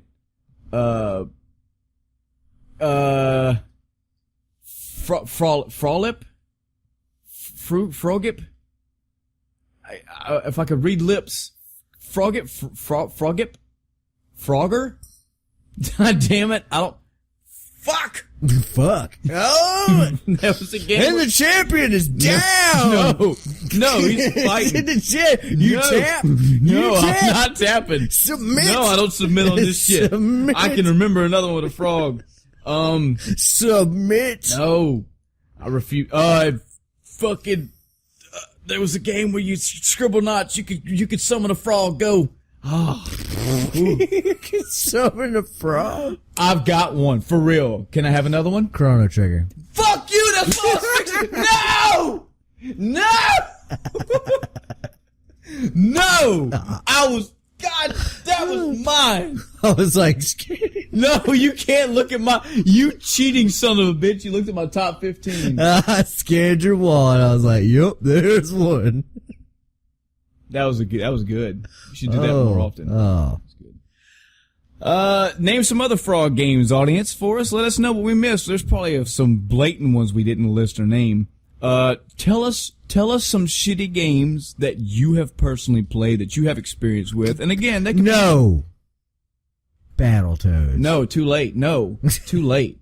It's too late. Son. We missed fucking Battletoads. Neither one of us said fucking Battletoads. Yep. We should just fucking quit. No, We should just end the podcast right here. And remember, the list doesn't have to be just games that were bad. It could, maybe you had a bad experience with a game. Maybe it was a really good game and you just didn't fucking Battletoads. like it. Jesus goddamn. Whatever it could have been. Don't beat yourself up, kid. I'm You'll come back. gonna cry now. You can send us messages on Facebook. You can comment on our whole entire Facebook page. We have a Twitter. You can tweet at us. I still love being tweeted at, even though I've never been tweeted at. Nobody's tweeted at me. I've been retweeted, but nobody's tweeted at me. So maybe one of you will break my tweet cherry. Ooh. We also have the good old fashioned email at endoftimecast@gmail.com. That's endoftimecast@gmail.com. We have to get something there, or they're going to close it. Yep, I've had we've had a couple, but that's it. Yeah, they're banging on our door, saying you guys don't get a They're mail in knocking here. We'll on our shut back this door. shit straight down. You non-Battletoads answering fucks. You fucking fuckers. Thanks again for listening. Just to let you know, the next week, we're not actually going to have a numbered episode. It's going to be like a bonus episode. So it will be a long episode like normal, but it will not be about video games.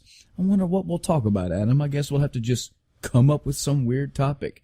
However, after that will be a numbered episode, and that is episode 10. And it's going to be a doozy. Didn't Golden Axe have like a frog road on? I think it was like a lizard that had 2 legs and a long ass tail, and you could swipe the tail around. Was the one where you had the knight and you had the sword and it was a side scroller and you like jumped up and down on shit? Wasn't Ghouls and Goblins, Ghosts or whatever? No, it wasn't that. No, it was like iron something. Oh I know what you're talking about. It had a frog at some point. I guess it did. He wanted to fly. Thanks for listening, everybody. Stay tuned for the more episodes, for more of the future episodes. You want to stick around for 10. It's going to be awesome. Just like every episode of ours is awesome. That's right, you fuckers. All right, till next time, I'm Michael. And I'm Adam. Good night, everyone. Good night, you fuckbags.